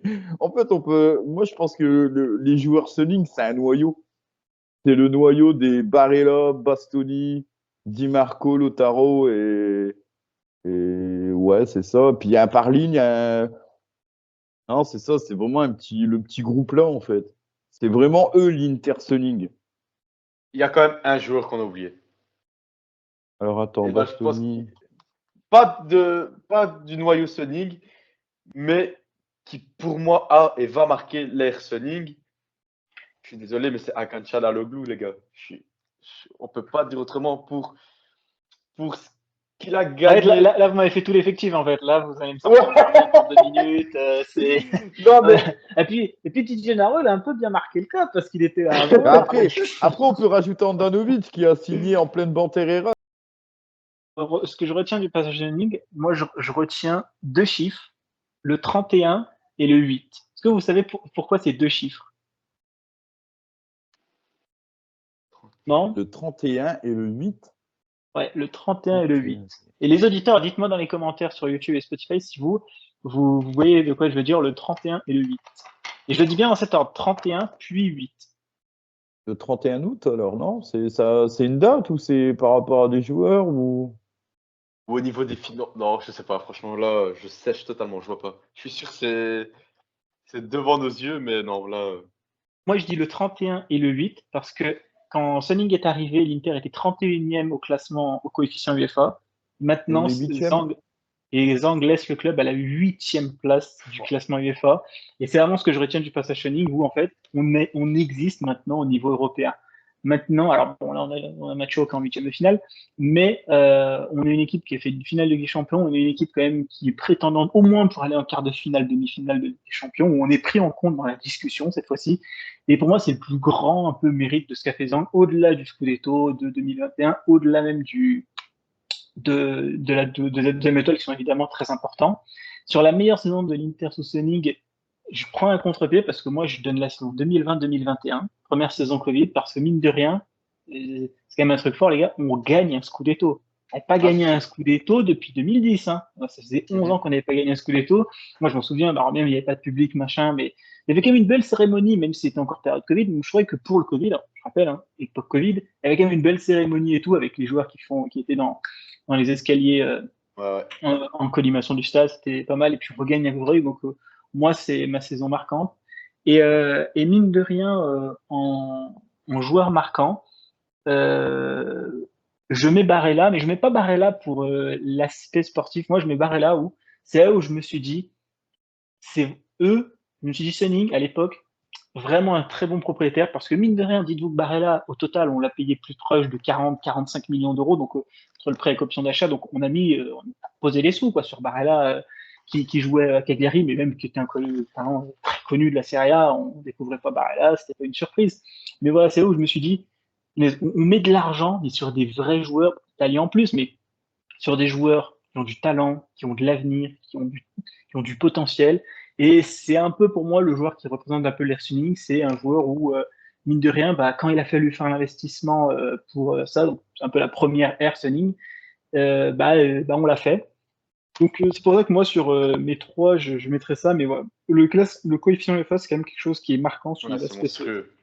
Et de toute façon, le prochain propriétaire, enfin Octree du coup, ne, à part s'il nous ramène premier, mais même s'il nous est passé de la 8e à la 4e place, ça serait pas aussi marquant que la 31e de la 8e place. Donc Non, non, c'est ouf. C'est monstrueux. Et c'est surtout quand tu vois les clubs qui sont juste devant nous, ils n'ont pas les mêmes restrictions financières que nous. Déjà, on est redevenu attractif. Maintenant, un joueur, et je prends l'exemple de Pavard, il voulait aller faire une expérience en Italie. Bon, bah, pour lui, le meilleur choix, c'était l'Inter, parce que c'était un club qui redevenait attractif, qui gagnait, qui fait des parcours en Europe. Donc, Et même on est redevenu. à tout point de vue, il Ouais, suffit de regarder sur X, sur Twitter, tout simplement quand la page Champions League ou UEFA, j'ai jamais vu autant sur ces dernières années des joueurs de l'effectif actuel ou des effectifs passés de l'Inter qu'avant c'était le Real, c'était le Bayern, c'était Barcelone, tout ça. J'ai jamais vu autant de photos de joueurs de l'Inter ou des trucs comme ça sur ces deux dernières saisons. Comme tu l'as si Mhm. bien dit, on redevient attractif en fait.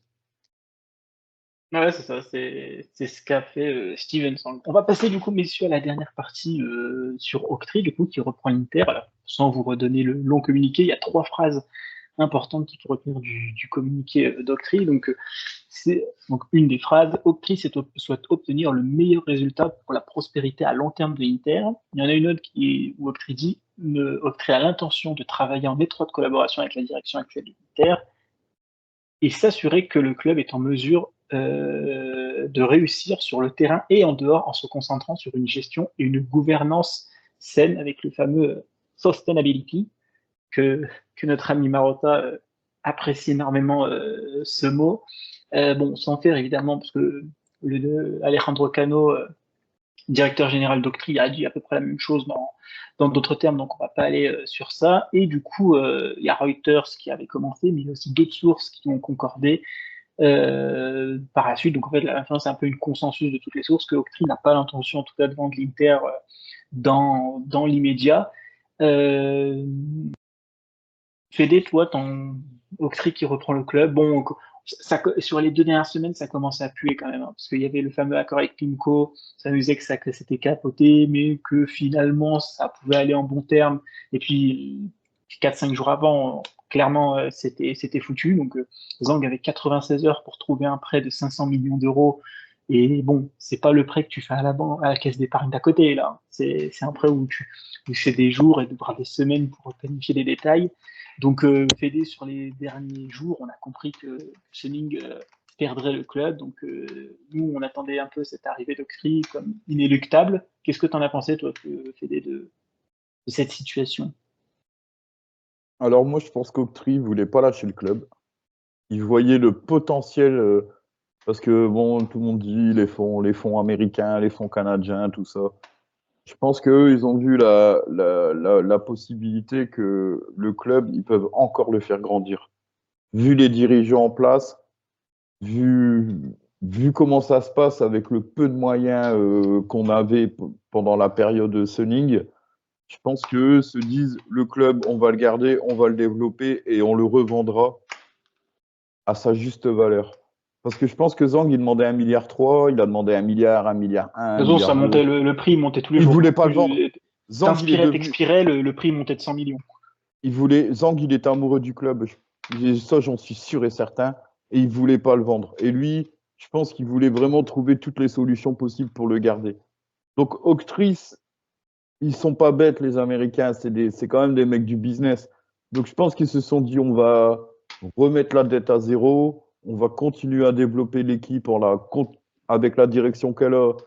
On peut continuer à gagner des titres tous les ans. Et ils veulent vraiment valoriser le club au maximum. Je pense que le club, ils le vendront dans 2 ans. Parce que là, je sais pas, si c'est toi qui as sorti l'article avec Info du Corriere dello Sport où ouais, s'ils le la vendent dans clause les de. 18 mois à partir Bah, du 20 mai, ils doivent payer ils la doivent différence à Zhang. c'est ça, ils doivent une certaine somme à Zone. Parce que là, ils vont devoir quand même payer quelque chose à Zhang. Je pense que c'est l'équivalent du prêt. Ils vont devoir rembourser. Zhang, il va récupérer un peu d'argent. Mais le but du jeu pour eux, c'est vraiment de continuer à développer le club. Là, il parle de Carlo Marchetti qui serait nommé président. Là, C'est rien n'est sûr, vraiment. hein, parce qu'il y a des sources qui Ouais, disent oui, d'autres qui contredisent. Donc pour le moment, de toute façon, ça arrivera pas dans l'immédiat, la nomination du président, ça arrivera dans les prochaines semaines. mais je pense que Octree va continuer dans la direction qui était déjà en cours. Donc, En tout cas, c'est le les gens, communiqué et c'est ce que les sources disent. Donc pour le moment, on a bah, deux d'après, choses qui viennent de chose. hier, ils ont reçu Inzaghi. Je pense que ça a été que du positif. Marotta, tout ça. Donc, ils vont laisser les hommes en place et ils vont les laisser continuer à bosser parce que Octree était déjà dans le conseil d'administration et ils voyaient que la direction savait bosser. Donc, ils vont les laisser continuer à bosser. La dette, elle se remboursera petit à petit. De toute façon, vu cette saison, on n'a fait que du sold out, les recettes du stade. Bah, la saison prochaine, ce sera encore la même chose. Donc, petit à petit, ils vont réussir à éponger la dette, à continuer à garder une équipe compétitive, gagner des trophées. Donc, pour eux, le club va prendre que de la valeur. Et si ils arrivent à soit garder Meazza que pour eux, parce que là, ils parlent que ça, là, il est même prêt à brader le stade, ou aller en construire un nouveau, ça fera toujours des recettes en plus. Donc, le but d'Octree, je pense que c'est de développer le club qui devient de plus en plus puissant financièrement, et le jour où ils doivent récupérer leur bille, c'est-à-dire le prêt qu'ils ont contracté, le prêt qu'avait Zhang, ils vont être largement gagnants. Ils peuvent le vendre tout de suite, mais s'ils doivent reverser une partie à Zhang par rapport à la somme qu'ils ont investie depuis le début, je pense qu'ils seront plus gagnants à continuer à le laisser développer et le vendre beaucoup plus cher. De toute façon, il y a encore le Finlandais, là, Ziliakus, qui a encore été faire une déclaration comme à chaque fois que ça parle de vente. Le club attire quand même. Il y a quand même des potentiels acheteurs. Après, je pense que maintenant, Octree, il y a le club en main, il va laisser les gens bosser et le club, il va prendre de la valeur, prendre de la valeur. Et d'ailleurs, Renaud, je te laisse réagir aussi sur l'arrivée de Cree, mais en plus, alors, encore une fois, là c'est des sources, là c'est pas un communiqué de Cree, mais qui dirait qu'au début, en tout cas sur le début, donc le but c'est de maintenir un équilibre, le club bien évidemment, il n'y aura pas de surinvestissement, de toute façon, le fonds d'investissement ne s'y attendait pas, mais ils ont aussi dit qu'il n'y aurait pas de vente, de ce qui est sorti de sources aussi quand même fiables, je crois que la Sky en avait parlé justement, donc il n'y aura pas de vente majeure, mais il n'y aura pas non plus de mercato démesuré. Donc, le fameux équilibre, on va continuer un peu dans la ligne de Sunning, mais de ce qui est sorti aussi de sources quand même qu'on peut qualifier de sérieuses, que si au début, il y aurait besoin d'apports financiers pour notamment éponger des dettes et tout, Octree pourrait y réfléchir en tout cas au début. Donc, on sent quand même, Renault, que c'est pas, ils veulent pas non plus faire de l'autofinancement à 100%. Le club se démerde. S'il faut faire mercato, eh ben, vous avez qu'à vendre des joueurs. Donc voilà, c'est un peu la même ligne que Sunning, mais cette fois-ci avec le backup financier que Sunning n'avait pas, enfin n'avait plus du coup. Donc voilà, ça c'est donc l'information en plus. Et du coup, toi aussi, qu'est-ce que tu en as pensé de l'arrivée du fonds américain? Bah, ça peut être que très bon. Là, le communiqué est très rassurant. Comme je l'avais dit précédemment dans le podcast, on sait qu'ils veulent continuer avec la même direction et je pense qu'ils ont tout à gagner avec nous. Ils savent ce qu'ils ont entre les mains. Ce serait débile d'agir autrement. Le projet Sunning, je vais dire comme ça, peut être maintenu et on peut le continuer et arrêter petit à petit cet autofinancement et aller chercher plus gros, aller chercher mieux, aller chercher du meilleur. Façon de parler, dit grossièrement, hein, mais je pense que allez, Octree a tout à gagner avec nous, que ce soit au niveau des recettes, de l'image de marque. Ouais, je rejoins, mais à 1000% ce que Fédé a dit. Et voilà, après, un communiqué, je pense que c'est fait aussi pour rassurer tout le monde, que ce soit la direction, les supporters, les joueurs, Les futurs investisseurs? les futurs investisseurs. Voilà, c'est ce que je cherchais le mot, pardon. Mais je pense que tout ce qu'ils ont à faire là, c'est continuer ce projet Sonic, hein, on va l'appeler comme ça. Et ils peuvent qu'être gagnants, mais à tout point de vue, au niveau des recettes, et au plus tard, pour la revente, si revente il y a d'ici quelques années, même si je pense qu'on est parti pour quelques années, de belles années, mais j'ai pas envie non plus de nous porter l'œil. Mais non, franchement, si je dois me projeter, je pense qu'on a de beaux jours en face de nous. Hmm. Il y aura des situations, on va finir le podcast sur ça, mais il y aura des situations compliquées déjà pour Octree à gérer. Il y a beaucoup de choses. Donc, il y a les prolongations de contrats de Simone Inzaghi et Barella qui sont plus ou moins déjà faites, qui seraient plus faciles à boucler. Le gros dossier, j'en parle à la fin. Il y a l'équipe U23, parce que sans en parler du coup sous Sunning, on va voir est-ce que ça revient. J'ai l'impression que c'est un peu aussi un peu le serpent de mer, cette équipe U23. Le dossier du stade. Du coup, là, il faut voir est-ce que du coup, il y a eu il y aura les 1 an de Rozzano, du coup, où on peut exploiter le terrain. Donc, normalement, ça doit finir en avril 2025, si je dis pas de bêtises. Donc, le dossier du stade, comment Octree va gérer ça? La dette entre 350 et 400 millions à rembourser pour 2027. Alors, j'ai plus idée de quel fonds précisément c'est, donc on va pas se tromper. On va parler de la dette qui, d'ailleurs, elle, est la dette de l'Inter, alors que Octree était la dette de Grand Tower, qui appartient à Suning. Donc là, c'est la dette de l'Inter, donc là, c'est différent. Donc maintenant, il n'y a plus que cette dette à gérer d'ici là. Et il y a le dossier du mercato. Bento, il vient pas. On vend Dumfries, on prolonge. Donc le mercato aussi en général. Et le gros dossier, le cas le plus épineux que Cree va tout de suite devoir gérer. Bon, que la direction va gérer, mais avec l'appui d'Octree cette fois-ci, la prolongation de contrat de Lautaro Martinez qui finit du coup en 2026 et qui demanderait un salaire de 10 millions, de 10 millions d'euros à peu près par an, voire un peu plus même, avec beaucoup de bruit de son agent ces derniers temps. D'ailleurs, c'est entre guillemets un peu connu dans le milieu du foot parce que bon, on commence à connaître les gars un peu le mercato, en tout cas, on connaît 1% ou 2% du mercato. Quand un agent parle beaucoup, généralement, ça pue. L'agent de Barella, je pense que si je vous le demandais, vous le connaîtriez même pas. Je le connais pas non plus d'ailleurs. Et donc, généralement, c'est plutôt bonne nouvelle quand on connaît pas le nom de l'agent ou en tout cas quand on l'entend pas tellement.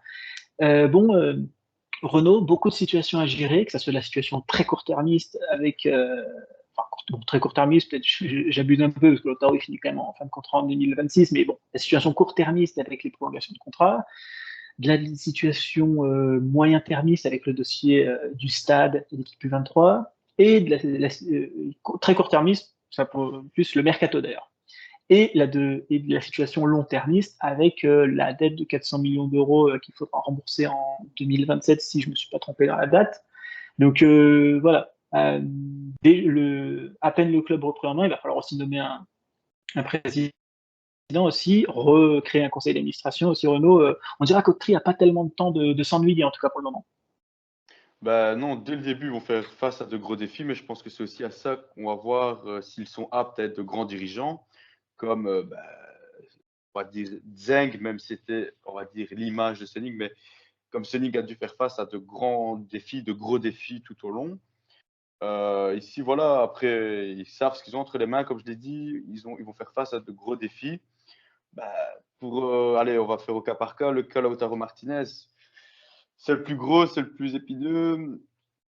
Quand on se base sur les dires dans les médias, ce qui se dit, les rumeurs ou autres, nous, ce qu'on se dit en tant que tifos. Enfin, après, comme je l'ai dit précédemment, les joueurs partent et viennent, le club reste. Même ça me ferait très, très, très, très, très, très, très mal de plus avoir Lautaro. Mais je reste optimiste sur le cas Lautaro. Je pense qu'il va y avoir un effort de la part du joueur et son agent et de la part du club. Ça va aller dans les deux sens et on va trouver cet accord. Je l'espère et je nous le souhaite. Voilà, Inzaghi et Barella, comme tu l'as dit, c'est un petit peu plus facile, donc je ne m'en inquiète pas du tout. Moi, je préfère, on va dire, préférer, c'est un bien grand mot, mais me focaliser sur le cas Lautaro. L'équipe U23, je ne suis pas contre. Je pense, si je ne dis pas de bêtises, c'est la Juve qui en possède une. Et la Et Juve en possède l'Atalanta. une. Et l'Atalanta, ouais, voilà. Et Moi, ça Milan peut, est en bonne voie pour en créer une aussi. moi, si ça peut me permettre d'aller voir Inter, Pescara la saison prochaine, pourquoi pas façon de parler la saison prochaine, peut-être pas, mais on s'entend. Mais je préfère me focaliser sur ce qu'on possède déjà, donc l'équipe première, le centre de formation et la Primavera. Si l'équipe U23 nous endette ou nous cause des problèmes, quoi, je préfère qu'on laisse ce projet de côté, même si ça peut être que bénéfique à le rajouter dans le centre de formation, parce qu'après la Primavera, les joueurs, des fois, ne sont pas tous aptes à être prêtés ou à aller dans l'équipe première. Un dossier que j'ai envie de mettre de côté, mais pourtant, il faut quand même s'en occuper, c'est le dossier du stade. Et j'ai l'impression que c'est une partie de Uno. On nous met une carte, puis on nous remet une autre carte, on remet une carte. On change de lieu, on tient le Meazza, puis on change encore de lieu, puis on revient sur le premier lieu cité. Et le dossier du stade, j'ai l'impression qu'en fait, personne ne sait ce qui va en venir ou quoi. Il y a tellement de trucs, ça part dans tous les sens qu'au final, moi, j'en suis en tant que supporter, que tifose, je sais même plus où j'en suis. Je sais même pas où le stade va avoir lieu et quel stade on va tenir. Et en Bienvenue fait, au club. je m'en informe même plus au début. C'est un sujet qui m'intéressait. Et c'est peut-être un peu honteux en tant que supporter, mais c'est un sujet qui, comme je vois que ça part dans tous les sens, ne m'intéresse plus en fait. Et comme ça part tellement dans tous les sens, il n'y a rien de concret. Donc, je me dis, il n'y a rien d'alarmant. Quand vraiment il y aura du concret et qu'il y aura quelque chose sur la table, là, je m'en intéresserai. Je me dirais, même si mon avis de tifose ne va pas impacter quoi que ce soit, mais quand on sait qu'il y a l'avis du maire de Milan ou des frazioni comme Rosano ou Sesto San Giovanni ou autres, qui a aussi, l'air de rien, le Milan qui a son mot à dire. Ouais, non, franchement, le dossier du stade, je vais le mettre de côté, mais je souhaite que quand même Octree ne le mette pas de côté et s'en intéresse, et ils vont devoir s'en intéresser, c'est totalement obligatoire. Après, voilà, on disait que le plus gros cas, le gros défi, ça allait être Lautaro Martinez, mais il y a cette dette de plus ou moins 400 millions, là, et ça, je pense que ça va être l'un, voire le plus gros défi. Mais encore une fois, je vais être très, très optimiste et je pense que comme on est sur une bonne voie, qu'on est en train de grimper, de s'améliorer, d'évoluer et tout, je pense que d'ici 2027, on ne sait pas de quoi demain est fait, mais même si on y sera très vite, à la façon de parler, c'est déjà dans 2 ans et demi. Je touche du bois, je reste optimiste et je pense que des accords ou une solution sera trouvée d'ici là. Et pour ce qui est du mercato, voilà, c'est pas Octree, on en a parlé pendant un bon moment, on sait très bien qui va s'occuper de ce mercato, hein, je pense. Ça va être notre parrain, pas mafieux, parce que voilà, c'est un petit peu péjoratif, mais ça va être notre joueur d'échecs. À notre génie, je lui fais je lui fais peut-être même plus confiance à lui qu'à ma propre copine. Mais le dossier Mercato, je sais très bien qu'Octree va laisser ça dans les mains de Marotta et de ses copains. Et je pense qu'on peut dormir sous nos 2 oreilles, les yeux fermés, à point fermé, quoi. Moi, je suis plutôt du même avis que Renaud. Après le stade, bon, moi, j'attends que la première pierre elle est mise parce que ou des travaux à Meazza qui commencent. Parce Ouais, voilà. qu'avec Salah, il a mis des loyers exorbitants. Il veut garder. De toute façon, son but à lui, c'est de garder au moins un des deux clubs dans le stade. Parce que si garder le stade sans équipe, je pense que pour la municipalité de Milan, c'est hors de question. Je pense que Milan il est plus avancé sur le projet à San Donato, mais j'ai lu il n'y a pas longtemps que c'était pareil, il y avait un problème sur la zone, tout ça. Donc le stade, ouais, le jour où on voit des grues, qu'il faut, il faudra mettre un casque pour aller voir le chantier, tant que c'est pas une étendue d'herbe. Là, on pourra en parler parce que l'histoire du stade, en fait, elle dure déjà depuis l'époque Moratti. On en a toujours. Après, l'Italie, c'est vraiment un problème pour les stades. Parce il y a d'autres clubs qui veulent refaire leur stade ou les rénover ou en construire des nouveaux. Il y a la Lazio, la Roma. Et il y a des problèmes tout le temps. Donc, est-ce que le problème des stades ne viendrait pas de l'administration italienne plutôt que des clubs? Donc, ouais, le problème du stade, on verra ça le jour où ils sortiront la bétonnière et le ciment et compagnie. Après, Octree, non, de toute façon, Octree, pour moi, son but, c'est de valoriser encore plus la marque Inter. C'est des Américains, ou Américains ou Canadiens, je sais plus trop. Mais le but pour eux, ouais, c'est que le club prend plus de valeur parce que le garder à vie, c'est pas trop je pense pas que c'est leur objectif, mais le garder 2, 3, 4, peut-être 5 ans et le valoriser au maximum avant de le revendre. Parce que là, ils ont quand même récupéré pour pas, finalement, c'est pour pas grand-chose la somme comparée à ce que vaut un club de foot. Donc pour le prix qu'ils ont récupéré l'Inter, le prix possible de le vendre d'ici quelques années, sachant qu'il y a encore il y a beaucoup d'axes à améliorer, le stade. Par contre, tu pourras pas aller voir Inter Pescara en série C parce que c'est pas les mêmes groupes en fait. C'est pas Renaud. dans le même Girone, ils Là, doivent forcer, forcer. la Lombardie, c'est le A et je pense que Pescara, ça doit être dans le B avec les Ouais, c'est comme ça, c'est Pérouse, le tout B, ça. ouais, ouais. Donc tu pourras pas. Bon, Mais tant ouais, pis. non, mais sinon, ouais, Après, je pense que c'est pas non plus ce qui va ruiner le club. Et ça va permettre, parce que, alors nous, le week-end d'Interlazio, on était voir la Primavera la veille. il y a du talent, tout ça, mais il y a une marche encore trop haute par rapport à la Serie A. Et c'est pour ça qu'il y a peu de jeunes en Italie qui passent des Primavera, à moins que c'est des cracks, des super cracks. Mais la marche, elle est encore trop haute. Et je pense que la Série C, l'Atalanta l'a fait, la Juve l'a fait, Milan est en train de parler d'en faire une s'ils trouvent un stade pour l'équipe. Je pense que tous les clubs, ils vont y arriver à un moment. Et pour lancer les jeunes, faire le passage Primavera, Serie C, Serie A, ce sera l'idéal parce que ça va leur permettre. C'est un peu comme l'Allemagne. Parce que là, en Primavera, les joueurs, ils jouent avec des gars de leur âge. Si c'est des U19, ils jouent tous entre U19, entre U17.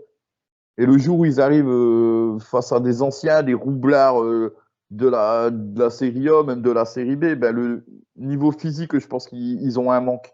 Alors qu'en Allemagne, ils ont fait la même chose. Ils ont mis en troisième division, en Bundesliga 3. Il y a des clubs comme Dortmund qui a sa réserve. Il y a encore qui ils sont beaucoup sur la troisième et la quatrième division. Donc ça fait que les jeunes, ils ont déjà, ils jouent avec des gens d'autres catégories d'âge. Donc des plus anciens, des plus roublards, des plus physiques. Et je pense que ça, deux saisons en série C pour se faire la main avant d'aller en série A, je pense que c'est l'idéal. C'est vraiment l'exemple allemand qu'il faut suivre par rapport aux jeunes en Italie. Parce que l'Allemagne, c'est pareil, après 98, bah, ils avaient que des vieux joueurs, tout ça, et puis bah, et c'est de là qu'ils ont commencé à lancer les équipes de jeunes, les équipes B, et au final, bah, depuis, ils sortent des pépites à tour de bras. Donc la série C, elle va vraiment aider pour ça. Après, ce sera un coup. Il faudra trouver un stade pour eux jouer, mais à un moment, on va y venir. Et je pense que Octree, tout ça, ils y pensent. Parce qu'en Primavera, c'est con à dire, mais il y a du talent en Italie. Mais si le talent, on en a eu, Renaud, des joueurs qui mettaient 40 buts chez les jeunes, et puis bah, quand ils sont passés chez les pros, Ouais, voilà. Pinamonti, c'était un tueur chez les jeunes. Dans le temps, on a eu Destro, c'est pareil, Destro, je me souviens, il avait une saison à plus de 40 buts. Et quand il est La arrivé marche chez est les trop A, différente. Hein. le niveau, il est trop haut, ils sont pas assez roublards parce que quand tu joues entre jeunes, bah, tu te connais, t'as un peu le même gabarit, tout le monde est un peu. Mais dès que tu arrives, il y a des joueurs, ils vont te mettre le coup de coude, la faute discrète, mais je pense que c'est ça qui leur manque. C'est vraiment ouais, la roublardise, l'expérience de jouer avec des plus vieux. Et je pense que la série C, les équipes, les deuxièmes équipes qui sont en D ou en C, ça va faire du bien à tous les jeunes, mais pas que de l'Inter, de tous les clubs. Et on le voit, la Juve. La Juve, elle commence à sortir pas mal de ses jeunes. Bon, cette année, c'était Frosinone, leur succursale. Mais c'est beaucoup de joueurs qui ont commencé avec la Juve Next Gen. Et l'Atalanta, c'est pareil. Donc il y a vraiment un truc à développer. Mais après, Octrine va peut-être nous financer le stade. Qui sait? Après, le stade, il y en a déjà un. C'est celui de l'équipe féminine, par exemple, qui est juste en périphérie de la ville, à même pas 5 minutes de Monza, je pense. Et je crois que c'est déjà le terrain de la Primavera. Alors, la Primavera, elle joue au centre Suning. Et par contre, les féminines, elles jouent dans le vieux stade, le plus vieux stade de Milan. Ouais, C'est c'est ça. l'Arena. Il est magnifique à voir. Franchement, c'est un vieux stade, mais c'est et ouais, moi, je mettrais les jeunes là. Le stade il est en centre-ville. Il est dans le parc où il y a l'Arc de Triomphe. Il est juste Mhm. derrière. Ouais, c'est Donc, ça. derrière le château Sforza, tout, c'est pour des jeunes, ouais, ce serait l'idéal. Mais je pense que, en plus, on est dans l'une des meilleures Primavera d'Italie. Donc, il y a vraiment de quoi faire, en fait. Après, ils vont pas tous être pros, ils vont pas tous jouer, ils vont pas Ouais, mais le tous but après, jouer c'est de faire chez aussi nous. des opérations financières. Hein. Regarde ce que va faire la Juve, certainement Bah, avec c'est quelques-uns ça. de leurs jeunes joueurs. Bah, tu les Bon, vends. là, ils ont joué en Serie A, mais il y en a certains qui sortent de Primavera et qui vont prendre, tu prends 3, 4, 5, 6 millions, et 5 plus 5 plus 5, ça fait 15 millions sur trois joueurs qui n'ont jamais connu, par exemple, la première division. Hein. Ouais, ou au pire, même s'ils sont pas titulaires chez toi, parce que tu as une équipe qui joue la Ligue des Champions, le titre tous les ans. Donc, Tu as des après, remplaçants. Hein. plus ton niveau, voilà, puis pour les listes UEFA, c'est important aussi. Mais plus ton Ah, niveau regarde, il cette va. année, on a galéré. Hein. On n'a pas pu inscrire. Ah, bah, l'année Il nous prochaine, a manqué un joueur formé au club. Hein. on va récupérer, je pense qu'on va récupérer Pinamonti, ce sera plus histoire des listes UEFA. Et de toute façon, le cinquième C'est attaquant, pour moi, j'ai déjà dit, il sera si cinquième attaquant à voir, je suis pas sûr, mais si cinquième attaquant, il sera obligatoirement Format Et l'Inter. quand je dis l'Istuefa, c'est pas italien, c'est l'Istuefa Format Inter. l'Inter. Parce que voilà, Ouais. il y a le format Inter, ensuite il y a le format Italie, et après tu mets tous les autres joueurs. Mais je pense que ça sera un mec format Inter, donc soit bon, vous savez que je suis pas un grand fan, mais soit un Sebastiano Esposito, soit je sais pas qui, mais ce sera un mec qui sera format Inter pour les listes. Mais ouais, de toute façon, le but d'Octree, voilà, c'est de continuer le travail entrepris par Zang. Là, je pense que Octree va pas vouloir rembourser la dette cet été. Ça va être étalé sur plusieurs, mais il y a de quoi faire. De toute façon, je pense que le truc pour solder la dette le plus rapide, c'est d'avoir son stade. Parce que là, les rentrées financières, t'as plus de loyer à payer, t'es chez toi, le stade, tu peux le louer pour faire des concerts. Moi, j'ai une fois, j'avais été à Schalke pour un match. La semaine d'après, ils faisaient une course de biathlon dans le stade. Ils font des courses de motocross, de tout, quoi, en fait. Des concerts, Donc, si le stade, en plus, quand tu joues pas dedans, tu le loues pour d'autres événements, bah c'est toujours de l'argent qui rentre. Et le Mhm. problème des clubs italiens, il est là, c'est de pas avoir son stade. Ah oui, non, mais Et c'est un gros problème, hein. D'ailleurs, en plus de ça, non seulement déjà le stade il nous appartient pas, et en plus il y a les fameux loyers qu'on doit verser chaque année. Je crois que c'est 10 millions d'euros au total. Alors, je crois qu'on se les partage avec le Milan, non, non, mais c'est 10 millions chacun. ah, c'est 10 millions chacun. Bah, bah, c'est nickel, encore C'est pour mieux. ça, c'est pour ça que Milan, il veut partir aussi. C'est ça, c'est ça. Et d'ailleurs, je crois, on prend combien d'ailleurs avec je crois que le stade nous rapporte un Plus un truc comme pourcentage 80 des millions recettes, je d'euros. crois. Mais je crois qu'il Plus nous un rapporte pour... 80 millions d'euros à l'année, le stade. Mais c'est peanuts dans le football actuel. Tu prends pas 80 millions à l'année pour le stade. Il y a des clubs qui prennent 100 millions. Des clubs moins gros, hein. Des clubs moins gros que nous, ils prennent des 100 millions, 150. Le Real, Bah, on sera jamais du faudrait, niveau Real, mais le Real, j'aimerais bien savoir combien ils prennent à l'année, même avec l'ancien Bernabeu, même pas celui-là. Donc, oui, 80 millions, c'est peanuts. faudrait regarder la Juve, ce qu'elle prend avec un stade 2 fois plus petit par an. Un stade de propriété. Et on aurait un peu... Parce que faut penser que ce soit nous ou les Milanais, on est quand même sur des affluences moyennes à plus de 70 000 par saison.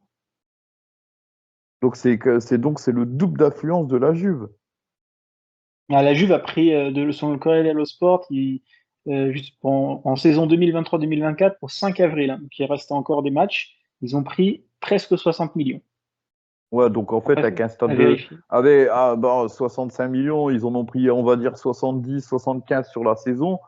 T'as un stade 2 fois plus gros, t'en prends 150. Mm.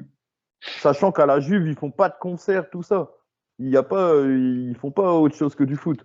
Donc si tu développes des concerts, des manifestations, tout ça, je pense que ouais, 150 millions tous les ans avec ton stade, ben, tu peux. Je me souviens que le Bayern, quand ils ont fait leur stade, et Arsenal, quand ils ont fait leur stade, ils ont pu rembourser leur crédit 8 ou 9 ans avant le terme. Tellement les rentrées d'argent, elles étaient plus grosses que ce que eux, ils avaient prévu. Et sans compter que le Bayern, c'est pas une billetterie à 100 euros le billet. C'est abordable d'aller voir le Bayern Munich. Moi, j'étais voir le Bayern Munich, j'ai payé 25 euros. Donc, on n'est pas obligé d'aller mettre des tarifs à 100 euros minimum la place. On peut garder les supporters en ayant un nouveau stade. Le Bayern prend 100 millions à peu près sur son stade de revenus. Ouais, donc 100 millions par an, la dette en 4 ans, tu l'as remboursée, quoi.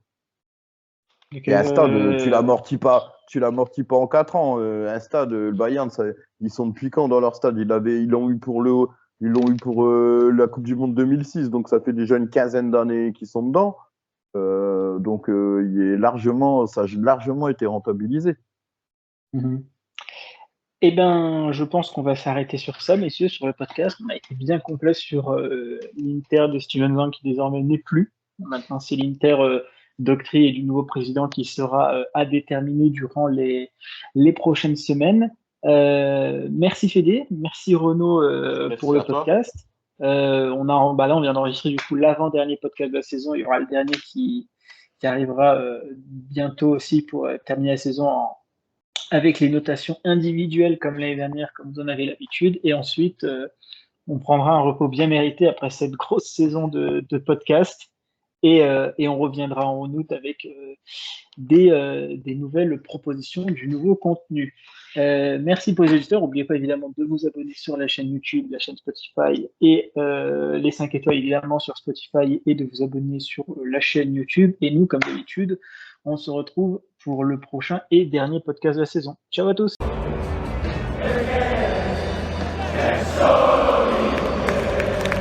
Merci à tous d'avoir suivi le podcast. N'oubliez pas de lâcher un like, de vous abonner et on se retrouve très prochainement pour un prochain podcast. Ciao tutti!